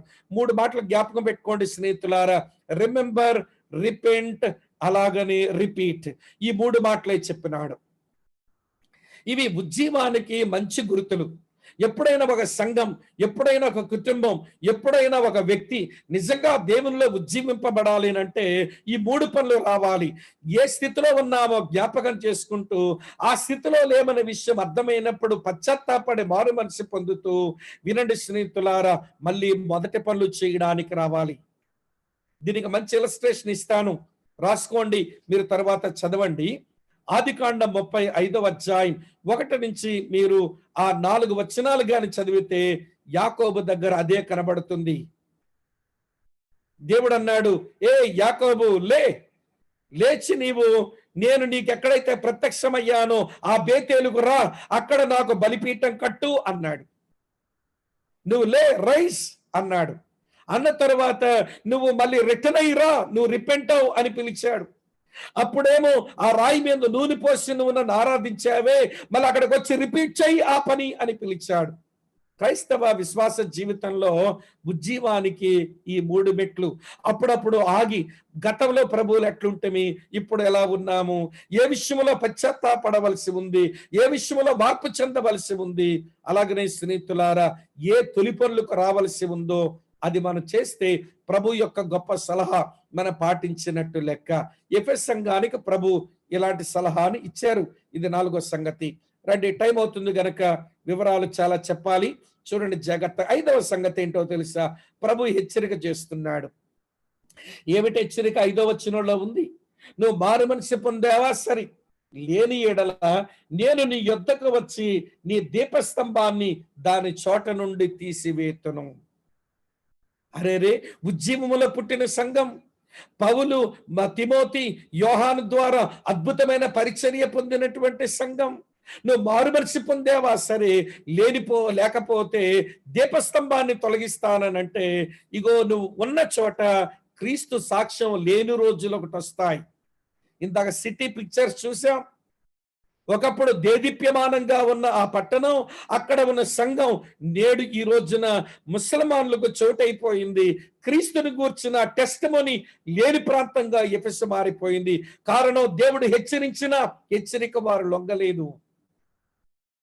దేవుడు హెచ్చరించిన ఆ హెచ్చరిక వారు లొంగలేదు. స్నేహితులారా, ఇలాంటి తప్పిదం దేవుని పిల్లలమైన మనం చేయకూడదు అని ప్రేమతో నేను మీకు మనవి చేస్తున్నాను. ఇది 5వ సంగతి. రండి, 6వ సంగతి, క్రీస్తు యొక్క నిబద్ధత. ప్రభు ఒక కమిట్మెంట్ లోకి వచ్చాడు. ఏంటో తెలుసా? 6వ వచనంలో ఇట్లా అన్నాడు, క్షమించండి, 7వ వచనంలో ఉంటుంది. చెవిగలవాడు ఆ ఆత్మ సంగములతో చెప్పుచున్న మాట వినుగాక, జయించువానికి దేవుని పరదేశులో ఉన్న జీవ వృక్ష ఫలములను భుజింపనిత్తును అన్నాడు. ఎవరైతే వారు, వినండి స్నేహితులారా, గతాన్ని జ్ఞాపకం చేసుకొని మారు మనసు పొందాల్సిన విషయాల మారు మనసు పొంది ఆ తొలి క్రియలు చేసి వారి భక్తి జీవితంలో వాళ్ళు రిఫార్మ్ అయినారో, పునరుద్ధరించుకున్నారో, వారికి ప్రభు ఈ పని చేస్తానన్నాడు. ఏం చేస్తాడో తెలుసా? వినండి, జీవ వృక్షములో వారు పాలు పంచుకునేలాగా చేస్తానన్నాడు. ప్రకటన గ్రంథం 22వ అధ్యాయం 2వ వచనం, 14వ వచనం, 19వ వచనంలో నిత్యత్వములో ఆ జీవవృక్షములో పాలు పంపులు పొందడం ఏంటో 22వ అధ్యాయంలో దాన్ని మనం చూస్తాము ప్రియులారా. చివరగా 7వ సంగతి చెప్తాను, వినండి. 7వ సంగతి, ప్రాక్టికల్ లెసన్స్ ఏమైతే ఉన్నాయో మనకి పత్రికలోంచి వినండి, మళ్ళీ చెప్తాను. యేసు ప్రభు యొక్క ప్రత్యక్షత మనం చూచాము, ఆయన లక్షణాలు, ఆయన చేసినటువంటి ప్రశంసలు మనం చూచాము, అలాగనే ఆయన చేసిన నేరారోపణ చూసాము, ఆయన చెప్పిన సలహా మనం చూసాము, ఆయన ఇచ్చిన హెచ్చరిక మనం చూసాము, ఆయన నిబద్ధత కూడా మనం చూసాము. ఇప్పుడు ఈ పత్రిక నేర్చుకుంటున్నటువంటి మనకు ప్రాక్టికల్ లెసన్స్ ఏంటి? ఈ లెసన్స్ కానీ మనం గ్లీన్ చేయకపోతే, ఏరుకోకపోతే, కూర్చుకోకపోతే మనం ఇంత సమయం వేస్ట్ చేసినట్టే లెక్క అవుతుంది స్నేహితులారా. రండి, ప్రాక్టికల్ లెసన్స్ వరుసాగిస్తాను. నెంబర్ 1, మొదటిది ఏంటో తెలుసా? ప్రేమ లేకుండా ప్రత్యేకపరచబడ్డం క్రీస్తు సేవలో ఉత్సాహము మరియు తాజాతనాన్ని కోల్పోయేలా చేస్తుంది. మేము ప్రభు కొరకు ప్రత్యేకపరచబడ్డామండి అని చెప్పి మడిగట్టుకొని చాలా బాగా కనబడుతున్నావు, కానీ నీ దగ్గర లవ్ మిస్ అయిపోతుంది. ప్రేమ మిస్ అయిపోతే క్రీస్తు సేవలో ఉత్సాహాన్ని, ఆ ఫ్రెష్నెస్ ని అది కోల్పోయేలా చేస్తుంది. ఈరోజు కొంతమంది సెటప్ అవుతారు కానీ వారు లోపల ఉండవలసిన ఆ డివోషన్, ప్రేమ లోపిస్తుంది. అందుకనే జాయ్ఫుల్ మినిస్ట్రీ ఉండదు, ఫ్రెష్నెస్ వారి దగ్గర కనబడదు. ఈ డేంజర్ లో పడతాము. ఎఫెస్ సంఘం అదే ప్రమాదంలో పడింది. ఇది ఒక పాఠం. రెండో పాఠం ఏంటో తెలుసా? క్రీస్తు పట్ల ప్రేమ సిద్ధాంతపరమైన స్వచ్ఛత కోసం సంఘాన్ని బలవంతం చెయ్యాలి. ఈ సంఘం నిజంగానే స్నేహితులారా దుష్టులు సహించలేదు. అపోస్తులు కాని వారెవరో వారు తెలుసుకుని బాగానే గమనించింది. నికోలేతుల కార్యాల్లో కూడా ద్వేషించింది. కానీ క్రీస్తు పట్ల ప్రేమ లోపించింది. ఆ సమయానికి సిద్ధాంతపరమైన స్వస్థత కోసం బాగున్నారు. కానీ తరువాత రోజుల్లో క్రీస్తు యొక్క సాక్ష్యమే లేని రోజులు ఎందుకు తెచ్చుకుంది ఎఫెసు పట్టణం? అక్కడ ఉన్న సంఘం అనంటే వారి ప్రేమ మిస్ అయింది. అన్నదమ్ములారా, అక్క చెల్లులారా, ఆలకించండి మాట. ఏంటో తెలుసా? ప్రభువా, నేను నమ్మిన తొలి రోజుల్లో నీ మీద నాకు ఎలాంటి ప్రేమ ఉండేదో, నేను నమ్మిన తొలి రోజుల్లో సాటి మనుషుల మీద నాకు ఎలాంటి ప్రేమ ఉండేదో, ఆ ప్రేమతో నన్ను నింపవా? ఈ రెఫరెన్స్ రాసుకోండి. రోమాపత్రిక 5వ అధ్యాయం 5వ వచనం ప్రకారం, ఎందుకనగా ఈ నిరీక్షణ మనల్ని సిగ్గుపరచదు, మనకు అనుగ్రహించబడిన పరిశుద్ధాత్మ ద్వారా దేవుని ప్రేమ మన హృదయంలో కుమ్మరించబడింది. ఆ ప్రేమను ఫ్రెష్ గా ఉంచుకుందాం. ఆ ప్రేమతో దేవుణ్ణి ప్రేమిద్దాం. ఆ ప్రేమతో సాటి మనుషుల్ని ప్రేమిద్దాం. నేను ఇలాగంటాను, ఆ ప్రేమతో బ్రతికే క్రైస్తవ సంఘం, ఆ ప్రేమతో బ్రతికే క్రైస్తవ కుటుంబం, ఆ ప్రేమతో బ్రతికే క్రైస్తవుడు ప్రభువుని ప్రేమిస్తాడు, మంచి ఆరాధకుడు అయిపోతాడు. మొదటి మాట. తోటి పరిశుద్ధులను ప్రేమిస్తాడు, వాళ్ళకి క్షేమాభివృద్ధి కలిగించేవాడవుతాడు. మూడవ మాట, పాపులను ప్రేమిస్తాడు, వారి కొరకు సువార్తికుడుగా మారిపోతాడు. పాపుల కొరకు నీ సువార్తికుడుగా మారకపోయినా, పరిశుద్ధుల కొరకు క్షేమాభివృద్ధి కలిగించేవాడుగా నేను మారకపోయినా, ప్రభు కొరకు మంచి ఆరాధకుడుగా నేను మారకపోయినా, వినండి ప్రియులారా, ఎంత వాక్యం తెలిస్తే ఏం ప్రయోజనం? ఎన్ని మీటింగుల్లో వాక్యాలు చెబితే ఏం ప్రయోజనం? వినండి ప్రియ, ఇది నాకు పాఠం, ఇది మీకు పాఠం, ఇది క్రియాశీలక పాఠం. రండి, మూడో సంగతి ఏంటో తెలుసా? యేసుక్రీస్తు కోసం పరిణితి చెందిన సేవ క్రీస్తు పట్ల ఉన్న ప్రేమలో నుంచి పుట్టాలి. ఒక మెచ్యూర్డ్ మినిస్ట్రీ ఎందులో పుట్టాలో తెలుసా? క్రీస్తు పట్ల ఉన్న ప్రేమలోంచి సేవ పుట్టాలి. సేవ చేస్తే దీవుని వచ్చిద్దటండి, సేవ చేస్తే దేవుడు ఆశీర్వదిస్తాడంటండి, ఆ పాస్టర్ గారిని గొప్ప చేసినాడండి, ఈయన గారు గొప్పోడయ్యాడండి, సైకిల్తో మొదలెట్టాడండి, 4 చక్రాల కారుతో తిరుగుతున్నాడండి, సేవలో బలి క్లిక్ అయ్యాడండి అని చెప్పి దురుద్దేశాలతో సేవ చేయకండి. వినండి, క్రీస్తు పట్ల మనకున్న ప్రేమ ఏమంటే ఒక పరిణితి చెందిన సేవ చేసేలాగా మనం చెయ్యాలి. వేరొకటి ఏదైనా కారణమైతే మన సేవకు ప్రేమ కాకుండా, వినండి, ఒక రోజున భంగపడతాము. మన వెనక్కి తిరిగి చూసినప్పుడు వినండి, చేదు ఫలితాలు మనకి కనబడతాయని ఒక సేవకునిగా కొంచెం అనుభవం తెలుసుకొని, పెద్దల దగ్గర కొంతమంది జీవితాలు చూసి నేను నేర్చుకున్న సంగతులతో మీకు జ్ఞాపకం చేస్తున్నాను. ఓకే, ఈ ఎఫెస్ సంఘాన్ని గురించిన 7 పాఠాలైనాయి. ఈ 7 పాఠాల ముగింపులో ఒక విషయం నేను ప్రతి సంఘాన్ని గురించి చెప్తాను. అదేంటో తెలుసు, అది నాకు ఇష్టం. ఈ పత్రిక ధ్యానాల్లో లేక ఈ ప్రకటన గ్రంథ ధ్యానాల్లో నాకు ఇష్టమైన ఆలోచన, యేసుక్రీస్తుని గురించి ఏం ఆలోచనలు ఉన్నాయి ఈ సంఘం దగ్గర? నెంబర్ 1, అతను సార్వభౌముడు. ఎలా చెప్తున్నానంటే, 7 నక్షత్రములు తన చేత పట్టుకొని 7 దీపస్తంభాల మధ్య సంచరించిన సార్వభౌముడు, తన సావరిన్ పవర్ తో సంఘాన్ని నడిపించేవాడు. అది మొదటి మాట. రెండో మాట, ఆయన తన సంఘాన్ని చూసుకుంటాడు. కొన్నిసార్లు సంఘం బాగులేకపోతే అది ఏమి సంఘం అండి? పనికిమాలిన సంఘం అండి. త్వరపడి మాట్లాడకండి. ప్రభు తన రక్తం పెట్టి కొనుక్కున్నాడు సంఘాన్ని. నీ దృష్టిలో బాగులేనట్టు కనబడుతుంది, ఆయన తన సంఘాన్ని చూసుకుంటాడు, దాన్ని బాగు చేసుకుంటాడు. నేను నా సంఘమును కట్టుదునన్నాడు. నువ్వెవరవి ఆ సంఘాన్ని దూషించడానికి? కొంతమంది బరితెగించి నోరు పారేసుకొని అదొక పనికిమాలిన సంఘం అండి అంటే, యేసు రక్తముతో కొనబడిన సంఘం నీ దృష్టికి పనికిమాలింది అనిపించిందా సహోదరుడా? వినండి, ఒక మాట చెప్తాను తెగించి, ఈవెన్ రోమన్ కెథోలిసిజం చర్చిని కూడా మీరు దుర్భాషలాడి మాట్లాడొద్దు. ఎందుకో తెలుసా? అందులో కూడా దేవుని కొరకు శేషం ఉంటారేమో మనకు తెలియదు. రోమన్ క్యాథలిక్ చర్చిలో ఉండే వాళ్ళు కూడా దూషించొద్దు. అందులో కూడా దేవుని కొరకు శేషం ఉంటారేమో. దేవుడు తన సంఘమును చూసుకునేవాడు కదా. అప్పుడప్పుడు మనం ఉజ్జాలం అయిపోతుంటాం. ఎడ్లబండి మీద నుంచి మందసం పడిపోతుంది, చేయి పట్టుకొని ఆపేద్దాం అనుకుంటాం. అది దేవుని మందసం, దేవుడు చూసుకుంటాడు. నువ్వు లేవీడివా పట్టుకోవడానికి? అక్కడికక్కడే చచ్చాడని 2 సమూయేలు గ్రంథం 6వ అధ్యాయంలో మనం చదువుతాం. మన ఉజ్జాలం అవ్వద్దు, త్వరపడవద్దు. జీవము గల దేవుని సంఘం, తన రక్తం పెట్టుకున్న సంఘం బాగులేకపోతే ఆయన చూసుకుంటాడు. నీకేం చేయమంటాడు చెయ్యి, పర్వాలేదు. కానీ త్వరపడి నువ్వు తప్పడడుగులు వేయొద్దు అని నేను మీకు మనవి చేస్తున్నాను. తరువాత ఆయన తన సంఘమును సంరక్షించుకుంటాడు. అన్నలారా ఆలకించండి. సంఘము స్థాపించిన తరువాత యోధా మతం వచ్చి దీన్ని సర్వనాశనం చేద్దామనుకుంది. చేయగలిగిందా? లేదే. దాని పక్కనే ఉన్నటువంటి రోమా సామ్రాజ్యం క్రైస్తవ సంఘం సర్వనాశనం చేద్దామనుకుంది. చేయగలిగిందా? అది లేదే. రోమన్ ఎంపైర్ తర్వాత వచ్చినటువంటి వినండి ఆటోమన్ ఎంపైర్, ఇస్లామిక్ ఎంపైర్ వచ్చింది. ఆటోమన్ ద్వారా అతని సామ్రాజ్యం అంతా క్రైస్తవ్యాన్ని సర్వనాశనం చేద్దామనుకుంది. చేయగలిగిందా? లేదే. 2000 సంవత్సరాలుగా వినండి సంఘం భూమి మీద ఉంది. దీన్ని లేకుండా చేద్దామనుకునే వాళ్ళు మట్టి కరిచారు, కానీ దేవుని సంఘం ఇంకా భూమి మీద ఉంది. కారణం ఆయన తన సంఘాన్ని సంరక్షించుకుంటాడు. 4వ సంగతి, అతను తన సంఘమును అంటిపెట్టుకుని ఉండేవాడు. ఎక్కడ 2-3 నా నామంలో కూడి ఉంటారో వారి మధ్య ఉంటానని చెప్పిన దేవుడు, ఇదిగో యుగ సమాప్తి వరకు సదాకాలం మీతో ఉంటానని చెప్పిన దేవుడు సంఘమును అంటిపెట్టుకుని ఉండడా? సంఘమును అంటిపెట్టుకున్నవాడు నా ప్రభు. అది నాకు అర్థమవుతుంది ఎఫెసు సంఘ ధ్యానాల్లో. తర్వాత సంగతి ఏంటో తెలుసా స్నేహితులారా? ఆయన సంఘమును గూర్చి ఎరుగును. మనకు కొన్ని విషయాలు తెలియదు ఈ గుంపుని గూర్చి, గాని ఆయనకు బాగా తెలుసు. తర్వాత విషయం చెప్తాను వినండి. ఆయన తన సంఘాన్ని నడిపిస్తాడు. సంఘం కుంటుతుందో, సంఘం కాలు బెనికిందో పర్వాలేదు, ఆయన నిలబెట్టమని నడిపిస్తాడు సంఘాన్ని. కనుక ఏ సంఘాన్ని తోలనాడొద్దు అని నేను మీకు మనవి చేస్తున్నాను. కనుక ఇది ఈరోజు మనం క్రీస్తుని గూర్చి మనం ఆలోచించినటువంటి సంగతులు.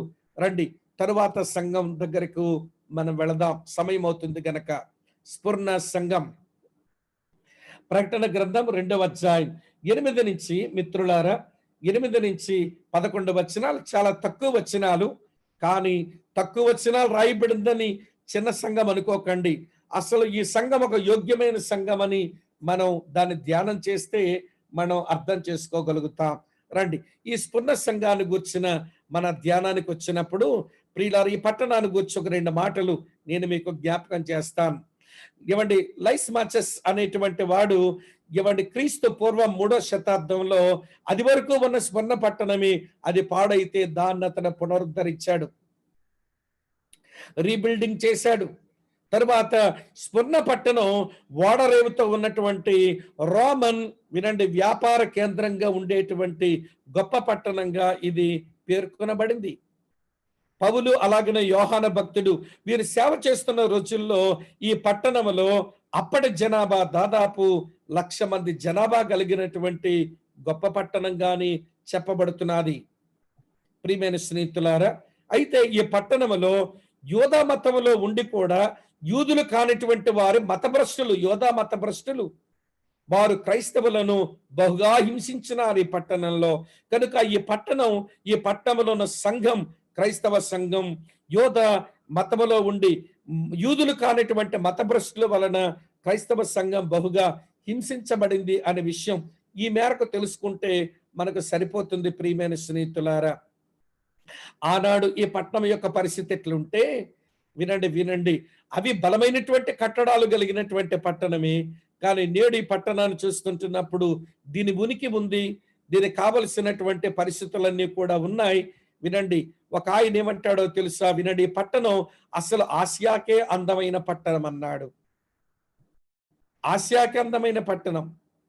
వినండి, టర్కీలో ఒక 3 అతిపెద్ద నగరాలు ఉంటే ఇప్పుడు ఇజ్మిర్ అని పిలువబడుతున్న ఈ స్ఫురణ పట్టణం ఆనందానికి, మంచి జీవితానికి, ఒక ప్రకాశవంతమైనటువంటి భవిష్యత్తుకు ఈ పట్టణంలో చోటుంది అన్నట్టుగా చెప్పబడుతున్న పట్టణంగా ఉంది ఈ స్ఫురణ పట్టణం. విడ్డూరం ఏంటో తెలుసా? ఇప్పుడు ఈ ప్రకటన గ్రంథంలో ఉన్న 7 సంఘాల్లో ఈ ఒక్క సంఘం ఇప్పటికీ అభివృద్ధి చెందుతూనే ఉంది. ప్రపంచంలోనే పెద్ద జనాభా, క్రైస్తవ జనాభా కలిగినటువంటి పట్టణంగా ఈ పట్టణాన్ని పేర్కొంటారు. రోమన్ కేథోలిసిజం ఉంటే ఉంది అనుకోండి, కానీ ఎక్కువ మంది క్రైస్తవ గుంపు కలిగిన పట్టణంగా ఈ పట్టణాన్ని మనం చూస్తాం స్నేహితులారా. రండి, ఈ పట్టణంలో ఉన్న ఈ సంఘానికి ప్రభు ఇచ్చిన ప్రత్యక్షత. మొదటి మాట ఇలా రాసింది 8వ వచనంలో, మీ కొరకు చదువుతున్నాను చూడండి. మొదటి వాడును కడపటి వాడునయుండి మృతుడనై మరలా బ్రతికిన వాడు చెప్పు సంగతులు ఏమనగా అని అన్నాడు. వినండి, ఆయన మొదటివాడు మరియు చివరివాడు, ఆయనే సృష్టికర్త, ఆయనే విమోచకుడు, మరియు ఆయనే దేవుని పని సంపూర్తి చేసేవాడు. వర్తమాన భూత భవిష్యత్ కాలాలన్నిటి మీద కూడా ఆయన సర్వాధికారి. ఈ సంఘములో ఉన్నటువంటి వారు అనేక శ్రమలు పొందవలసి వచ్చింది. వారి శ్రమలు కలిగిన విషయంలో కూడా దేవుడు సార్వభౌముడే. ఆయన ప్రణాళిక లేకుండా, ఆయనకు తెలియకుండా స్వర్ణ సంఘములు ఉన్నవారైతే హింసించబడలేదు అనే విషయాన్ని మనం అర్థం చేసుకుందాం. తర్వాత ఆయన ఎవరో తెలుసా? మరణం మీద జయము పొంది ఆయన మరలా తిరిగి లేచినటువంటి వాడు. మళ్ళీ అన్నాడు ఆయన మొదటివాడు కడపడవాడు, నేను మృతుడనై మరలా బ్రతికిన వాడు చెప్పు సంగతులు ఏమనగా. నిజంగా స్వర్ణ సంఘానికి ఇది ఎంతో ప్రోత్సాహకరమైన ప్రత్యక్షత. శ్రమల గుండా వెళ్తున్న వారికి ఈ 2 రకాలైన ప్రత్యక్షతలు ఆ సంఘానికి ఎంతో ప్రోత్సాహకరణం.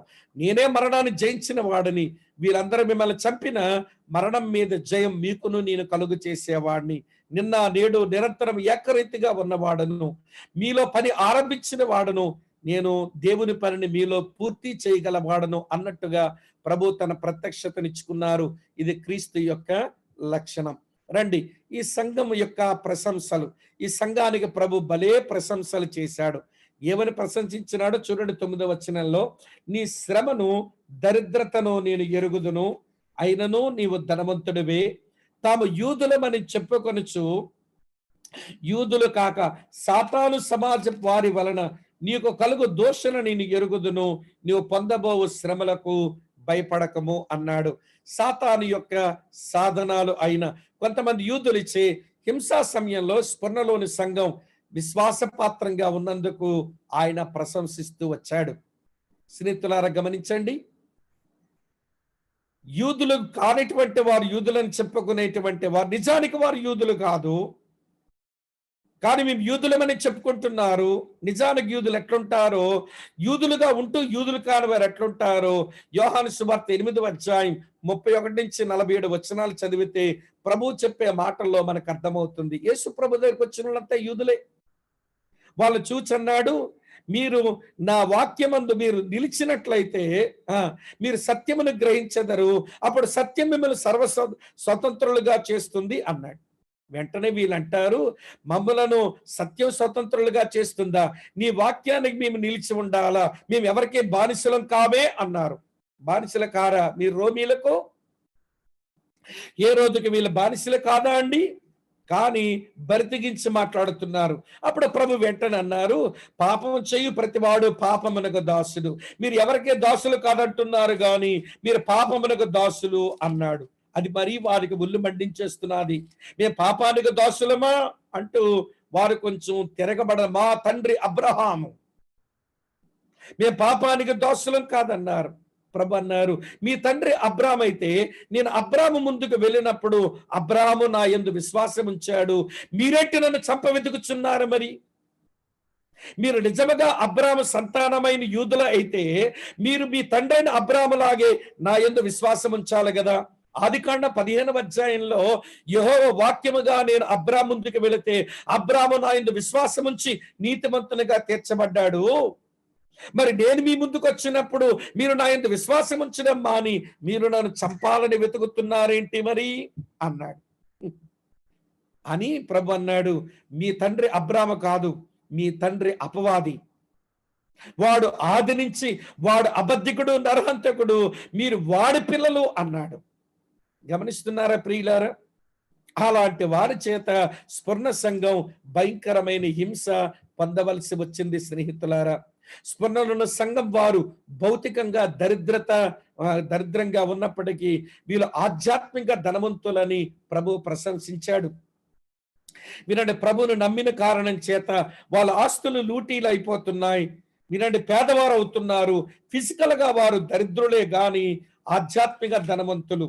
ఎవరు ఆధ్యాత్మిక ధనవంతులు అంటే వారు కలిగి ఉన్నది ఏదైనా గాని దేవుని కొరకు వెచ్చించి పరలోకానికి పెట్టుబడి పెట్టుకునే వాళ్ళు నిజంగా ఆధ్యాత్మిక ధనవంతులు. వీరి గురించి పౌలు బాగా రాస్తాడు. నోట్ చేయండి రిఫరెన్స్. 1 తిమోతి పత్రిక 6వ అధ్యాయం 17-19 వచనాల్లో పరలోకానికి భూమి మీద ఉన్నప్పుడే పెట్టుబడి పెట్టుకొని వీళ్ళు క్రీస్తులో ధనవంతులు, ఆధ్యాత్మిక ధనవంతులు. మీరు ఇలా ఉన్నారని ఈ సంఘాన్ని ఆయన అభినందించడాన్ని మనం చూస్తాం ప్రియమైన స్నేహితులారా. తర్వాత రండి, ఈ సంఘం మీద ఏమైనా నేరారోపణ చేశాడా అంటే నేరారోపణ చేయడానికి ఏమీ లేదు. నేరారోపణ చేయడానికి ఏమీ లేదు. ఇలా మీతో చెప్పనివ్వండి, మనుషుల పైరూపాన్ని చూసి మాత్రమే మన మీద నేరారోపణ చేస్తారు. కానీ దేవుడు మన పైరూపాన్ని, మన అంతరంగాన్ని కూడా చూస్తాడు. ఏదో ఒక నేరం కనబడాల్సిందే. ఎందుకంటే ఔటర్ ఇన్నర్ మొత్తం చూడగలిగిన దేవునికి ఏదైనా ఒక నేరం కనబడాల్సిందే. కానీ సంఘం ఎంత యోగ్యముగా ఉన్నారు అంటే వినండి ప్రియమైన స్నేహితులారా, ఏ ఫిర్యాదు కూడా దేవుడు ప్రభు చేయలేని వాడుగా ఉండడం భలే ఆశ్చర్యం. మన సంఘాల గురించి ప్రభు ఇలా మాట్లాడితే ఎంత బాగుంటుందో, నీ మీద నేను ఏ నేరము మోపలేను అన్నట్టుగా ప్రభు ఉంటే ఎంత బాగుంటుందో అనిపిస్తుంది.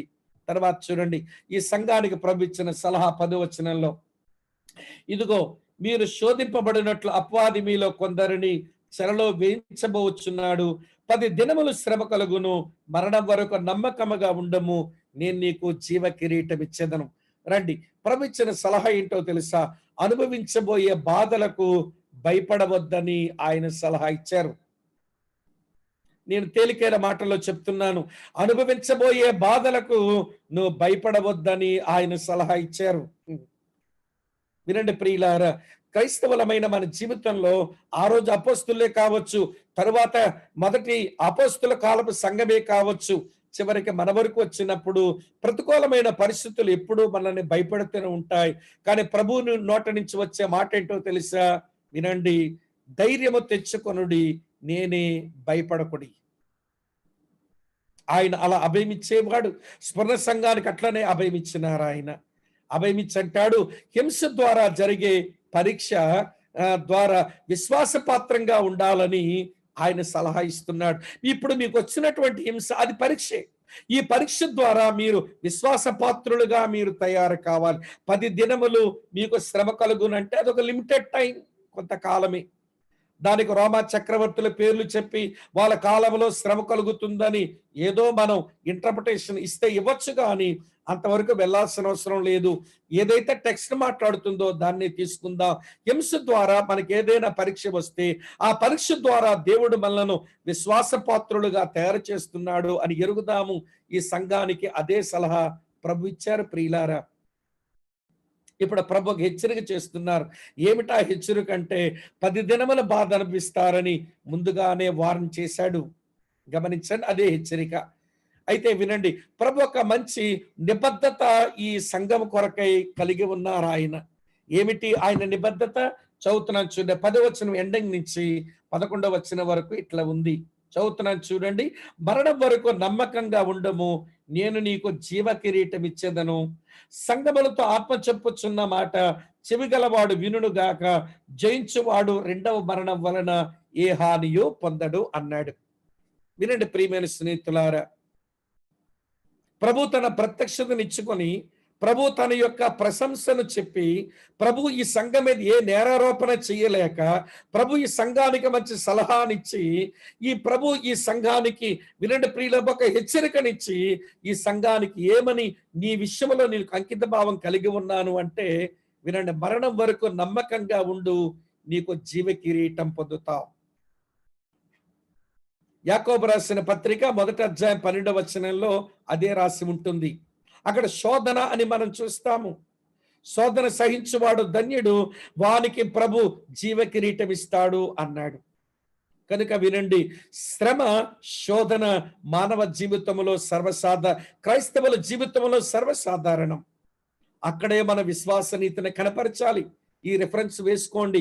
మొదటి కొరింథీ పత్రిక 10వ అధ్యాయం 13వ వచనంలో ఉంటుంది, ప్రభువు నమ్మదగిన వాడు, మనము సహించగలిగినంత కంటే ఎక్కువైన శోధన ఆయన మనకు రానియడు, శోధనతో పాటు తప్పించుకునే మార్గాన్ని ఆయనే కలుగు చేస్తాడు.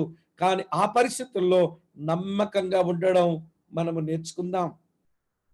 నమ్మకంగా ఉండడం నేర్చుకుందాం. జీవ కిరీటాన్ని బహుమానంగా పొందుతాం ఆ రోజున. అది ప్రభు ఈ విషయమై మనం ఈ సంఘం విషయంలో అంకిత భావం కలిగి ఉన్నాడు. మరో విషయం ఏంటో తెలుసా, ఇలా అధిగమించిన ఈ శ్రమల ఈ హింసలో కూడా అధిగమించినటువంటి వారికి ఇక రెండో మరణం వలన, ఆ నరకం వలన ఎటువంటి హాని కూడా మీకు జరగదు, అక్కడికి వెళ్ళే పరిస్థితి మీకు అసలు ఉండదు అని ఇవ్వండి. ఆల్రెడీ నిత్య జీవానికి వారసులైన వారు రెండో మరణం వారికి ఏం చేస్తుంది కనుక ఏ హాని వారికి జరగదు అని ప్రభు వారికి ప్రియులారా ఒక నిబద్ధత విషయాన్ని చెప్పారు. సో ప్రాక్టికల్ లెసన్స్ ఏమైతే ఉన్నాయో నేర్చుకుందాం ప్రియులారా. కొన్ని ప్రాక్టికల్ లెసన్స్ ఉన్నాయి. మొదటి విషయం ఏంటో తెలుసా, నమ్మిన వారు అనగా ప్రభువునందు విశ్వాసం ఉంచిన వారు హింసకు తమను తామే సిద్ధం చేసుకోవాలి. శ్రమకు మనమే సిద్ధం చేసుకోవాలి. 1 పేతురు రాసుకోండి, రిఫరెన్స్ వేసుకోండి. 1 పేతురు 4వ అధ్యాయం 12వ వచనంలో పేతురు అని అంటాడు కదా, వినండి ప్రియులారా, అంటాడు, ప్రియులారా మిమ్మల్ని శోధించుటకు మీకు కలుగుచున్న అగ్ని వంటి మహాశ్రమల గురించి మీకేదో వింత సంభవించినట్లు మీరేం ఆశ్చర్యపోకండి. అది క్వైట్ నార్మల్. శ్రమ, హింస సర్వసాధారణం. యేసు ప్రభు కూడా చెప్పాడు, యోహాను సువార్త 16వ అధ్యాయం 33వ వచనంలో, లోకములో మీకు శ్రమ కలుగును, అయినను మీరు ధైర్యం తెచ్చుకోండి, నేను లోకమును జయించి ఉన్నాను అన్నాడు. కనుక శ్రమ, హింసకు మనము సిద్ధపడే ఉందాం. సిద్ధపడి లేం కాబట్టే ఎక్కడైనా చిన్న శ్రమ వస్తే వాట్సాప్లో తెగ షేర్ చేసేస్తుంటాం, ప్రార్థన చేయండి అని. ఏం చేయమంటావు ప్రార్థన? శ్రమ తీసేమని ప్రార్థన చెయ్యాలా? శ్రమ అనుమతించింది దేవుడు, శ్రమ ఇచ్చింది దేవుడు, శ్రమ తీసేయమంటావా?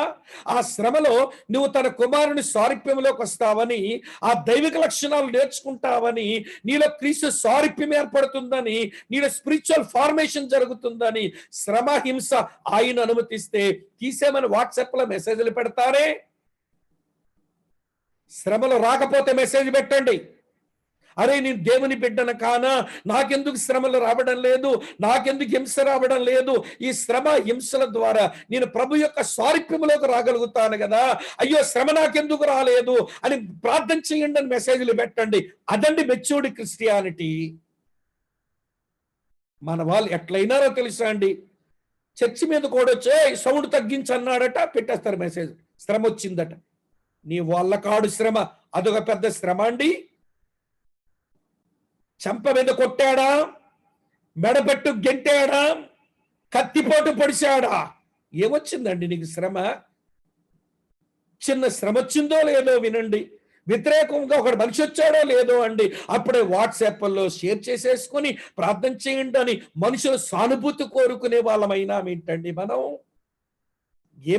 ఏమర్థమైంది మన క్రైస్తవ్యం మనకు?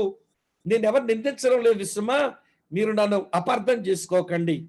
మనం శ్రమలకు ఎదురెళ్లే మనుషులం, శ్రమలను స్వాగతించే మనుషులం.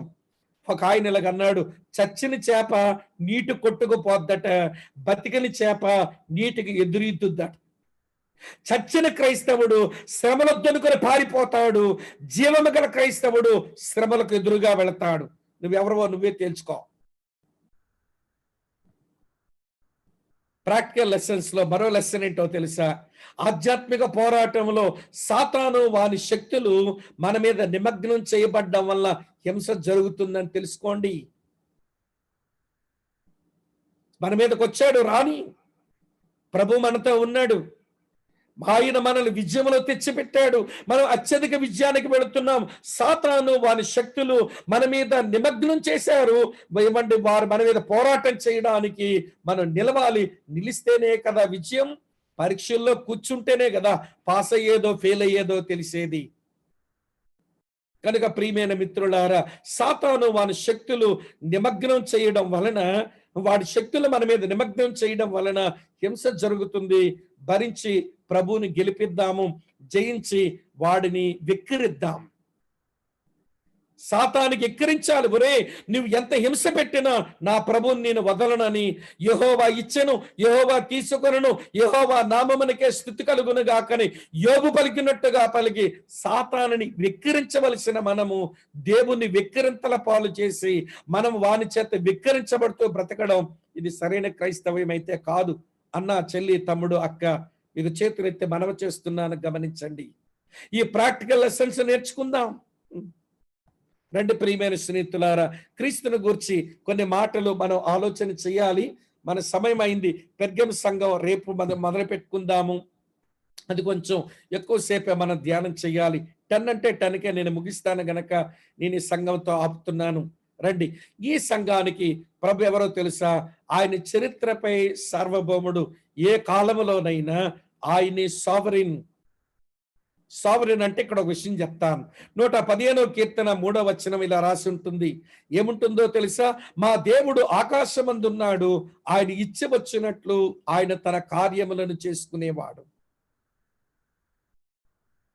136వ కీర్తనలో కీర్తనాకారుడు అంటాడు 5-6 వచనాల్లో, ఆయన ఆకాశములోను, భూమి మీదను, సముద్రముల్లోను, అలాగనే మహాసముద్రముల్లోను తన యొక్క కార్యములను తను ఇచ్చి వచ్చినట్టుగా చేసుకునేవాడు. తన సంఘం విషయంలో ఆయన తన కార్యాలను తన చిత్తము చొప్పున ఆయన జరిగించుకున్నవాడనే విషయాన్ని మనము అర్థం చేసుకుందాం. అది సంఘం విషయంలో అది ఖాయమైంది ప్రియమైన స్నేహితులారా. తర్వాత ఆయన తన సంఘము కోసం జీవించుచున్నవాడు. మీకు శ్రమలు వచ్చాయి, మీకు ఇబ్బందులు వచ్చాయి, నేను చచ్చిపోయాను అనుకోకండి. నేను బ్రతికే ఉన్నాను, నేను జోక్యం చేసుకుంటాను, మీకు విజయం ఇస్తాను అని జీవించేవాడుగా ఉన్నాడు. మార్టిన్ లూథర్ గురించి నేను ఇలా ఒక దగ్గర చదివాను ప్రియులారా. అతను రిఫర్మేషన్ సమయంలో వాక్య సత్యాలను మందిరాల దగ్గర ఆ కెథడ్రల్స్ దగ్గర తగిలిస్తుంటే భయంకరమైన హింస వస్తే ఇంటికి వచ్చి టేబుల్ మీద చేతులు పెట్టుకొని తలకాయ పట్టుకుని కూర్చుంటే అతని భార్య చూచింది. అరే, తను చేస్తున్నటువంటి పని విషయమై అతను కలిగిన ఇబ్బందులు బట్టి విచారంతో కూర్చున్నాడు ఈ సేవకుడని అతని భార్య లోపలగా పోయి నల్ల బట్టలు వేసుకుని ఎదురుకొచ్చి నిల్చుందట. వారి సాంప్రదాయం ప్రకారం ఎవరైనా చచ్చిపోతే నల్ల బట్టలు వేసుకుని కనబడాలి అక్కడ. వెంటనే గతుక్కుమన్నాడు లూథర్. ఎవరు చనిపోయారు? నల్ల బట్టలు వేసుకున్నావే అన్నాడట. ఆవిడంది, యేసు ప్రభు చచ్చిపోయాడు లేండి అందట. అదేంటి, యేసుప్రభు చనిపోవడం ఏంటి, తిరిగి లేచాడు కదా అంటే, మరి తిరిగి లేస్తే మీ సమస్యల్లో ఆయన జోక్యం చేసుకోలేనివాడు, సహాయపడలేనివాడు అన్నట్టుగా తలపట్టుకుని విచారంతో కూర్చుంటారే. ఆయన జీవించి ఉన్నాడని తెలిస్తే లేచి రండి, పని చేద్దాం కలిసి అంది. అప్పుడు రాశాడు ప్రియులారా 46వ కీర్తన. ఆ రోజు మార్నింగ్ డివోషన్ చేసుకున్నాడట. భార్య ఇచ్చిన సవాలు, ఉదయం చేసుకున్న డివోషన్ ఆధారంగా చేసుకొని మన ప్రభు గట్టి దుర్గమని ఒక పాట రాశాడు. ఇంగ్లీష్లో ఆ పాట ఉంటుంది, తెలుగులో కూడా తర్జుమా చేశారు. ఆంధ్ర క్రైస్తవ కీర్తనల పాటల పుస్తకంలో మన ప్రభు గట్టి దుర్గము అనే పాట అది తర్జుమా చేసి పెట్టారు. నేను మాట ఎందుకు చెప్పానో తెలుసా? సేవకుడా, కష్టాలు గుండా వెళ్తున్నావు, ఇరుకులు గుండా వెళ్తున్నావు, సంఘస్థులారా, విశ్వాసులారా, ఇరుకు, ఇబ్బంది, శోధనల గుండా ప్రయాణం చేస్తున్నావు. నీ ప్రభు ఇంకా జీవించే ఉన్నాడు, మర్చిపోవద్దు. ఆయన సమాధిలో లేడు, నీ కొరకు బ్రతికి ఉన్నాడు. నీ పరిస్థితుల్లో జోక్యం చేసుకోగలడు. అలాగనే తన సంఘం యొక్క బాధలు ఆయనకు తెలుసు. నువ్వు బాధపడుతుంటే దూరంగా ఉండి చూస్తూ నవ్వుకోవడానికి ఆయన శాడిస్ట్ కాదు. ఆయన కనికర సంపన్నుడు. కనికర సంపన్నుడు అంటే కంపాషనేట్ గాడ్. అంటే ఎదుటివారు బాధపడుతుంటే బాధపడతాడట, ఎదుటివారు కన్నీరు కారుస్తుంటే కన్నీరు కారుస్తాడట. యెషయా గ్రంథం 63వ అధ్యాయం 9వ వచనంలో అదే అంటాడు, వారు యావత్ బాధలో ఆయన బాధనుందెను. యోహాను సువార్త 11వ అధ్యాయం 35వ వచనంలో అంటాడు కదా, యేసు కన్నీళ్లు విడిచెను. ఏడ్చేవారితో ఏడ్చేవాడు, బాధపడే వారితో బాధపడేవాడు. ఆయనకు సంఘం యొక్క బాధలు తెలుసు. స్నేహితులారా, ఆయన తన సంఘమునకు ఆధ్యాత్మిక సంపదనిస్తాడు. స్ఫురణకు అదే చెప్పాడు ప్రియులారా. ఆయన తన సంఘం యొక్క భయాలను నిమ్మలపరుస్తాడు. సంగముగా మనం ఆయా భయాల కిందకు వెళతాం. భయం రావడం తప్పేమీ కాదు, కానీ భయములో నిలిచి ఉండిపోవడం తప్పవుతుంది. ప్రతి భయము దగ్గర అభయమిచ్చే దేవుడు చెంత చేరి ఆయన మనలను ధైర్యపరుస్తాడు అని తెలుసుకుందాం. ఆయన తన సంఘం యొక్క విశ్వసనీయతను కోరుకుంటున్నాడు, నమ్మకత్వాన్ని కోరుకుంటున్నాడు. అది మన దగ్గర నుంచి ఆయన ఎదురు చూస్తున్న విషయం అని తెలుసుకోండి. అతను నమ్మకమైన విశ్వాసులకు ప్రతిఫలం ఇవ్వక మానడు. ఆయన ప్రతిఫలం ఇచ్చే దేవుడు అనే సత్యాన్ని మీరు దయతో తెలుసుకోవాలి అని నేను మీకు మనవి చేస్తున్నాను. చివరి మాట వినండి. ఆయన సాతానుతో యుద్ధానికి దారి తీస్తాడు. మనం కూడా పోరాడాలి, వాడిని జయించాలి. అతని యొక్క వినండి, సాపాటి దాసులంగా, అతనితో పాటు సహవారసులంగా యుద్ధానికి అప్పుడప్పుడు దారి తీస్తాడు. మనం యుద్ధంలో నిలవాలి. ఇలా జ్ఞాపకం చేస్తాను. యుద్ధంలో నిలబెట్టిన దేవుడు సర్వాంగ కవచం ఇచ్చాడు, తలకు రక్షణ అనే శిరస్త్రాణం ఇచ్చాడు, ఉదరానికి నీతనే మైమర్పిచ్చాడు, నడుముకు సత్యమనే దట్టి ఇచ్చాడు, కాలకు సిద్ధ మనస్సు అనే సువార్త అయిన జోడునిచ్చాడు, సువార్త వల్లని సిద్ధ మనస్సునే జోడునిచ్చాడు. కానీ చేతికేమో వాక్యపు ఖడ్గం ఇచ్చాడు, ఒక చేతికేమో విశ్వాసపు డాల్ ఇచ్చాడు. నీ వీపుకేమి ఇవ్వలేదు. వెనక్కి తిరిగావా, సాతానుడు ఒక పోటు పొడి చేస్తాడు. వెనక తిరగద్దు, దూకుడుగా వాడి మీదకి వెళదాం. ఎదిరించండి, దేవునికి లోబడండి, సాతానుని ఎదిరించండి. విజయం మన సొంతం అవుతుంది. స్ఫురణ సంఘం అన్ని ప్రతికూలమైన పరిస్థితుల మధ్య ఒక్క నేరారోపణ కూడా ప్రభు దగ్గర నుంచే పొందక యోగ్యమైన సంఘముగా ఉంది. అట్టి కృప మన సంఘాలకు దేవుడు అనుగ్రహించాలి అని సేవకులమైన మనం మరెక్కువగా ప్రభువా ఈ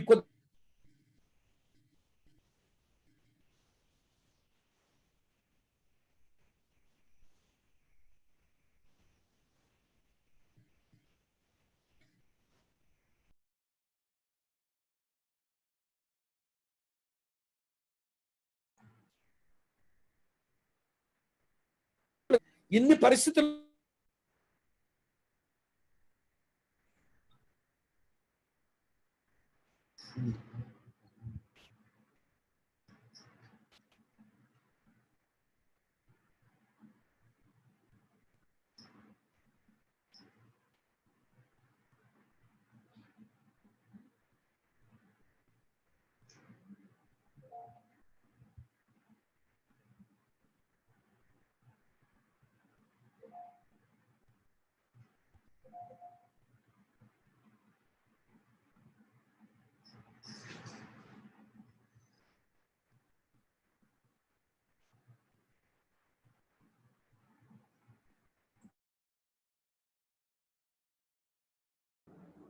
ప్రార్థన చేసుకుందాం. తల వంచండి, కళ్ళు మూసుకునండి. సుమారు 1:30 నిమిషాలు మనం ఒక 2 సంఘాల గురించిన లేఖన సత్యాలు తెలుసుకున్నాము. మరి సంఘం ఎట్లా దేవునికున్న మహత్తరమైన ఉద్దేశాన్ని కూడా అర్థం చేసుకున్నాము. ఆ సంఘానికి నువ్వు సేవకుడివి, పెద్దవి, పరిచారకుడివి, పరిచారకురాలివి, విశ్వాసవి.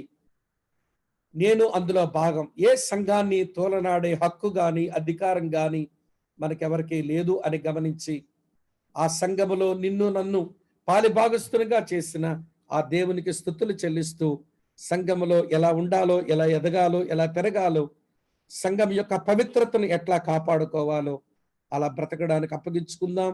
ప్రార్థన చేసుకుందాం. తమ్ముడు తిమోతి గారికి నేను టైం అప్పగిస్తున్నాను. ఎవరితోనైనా ప్రార్థన చేయించి తమ్ముడు ముగిస్తారు.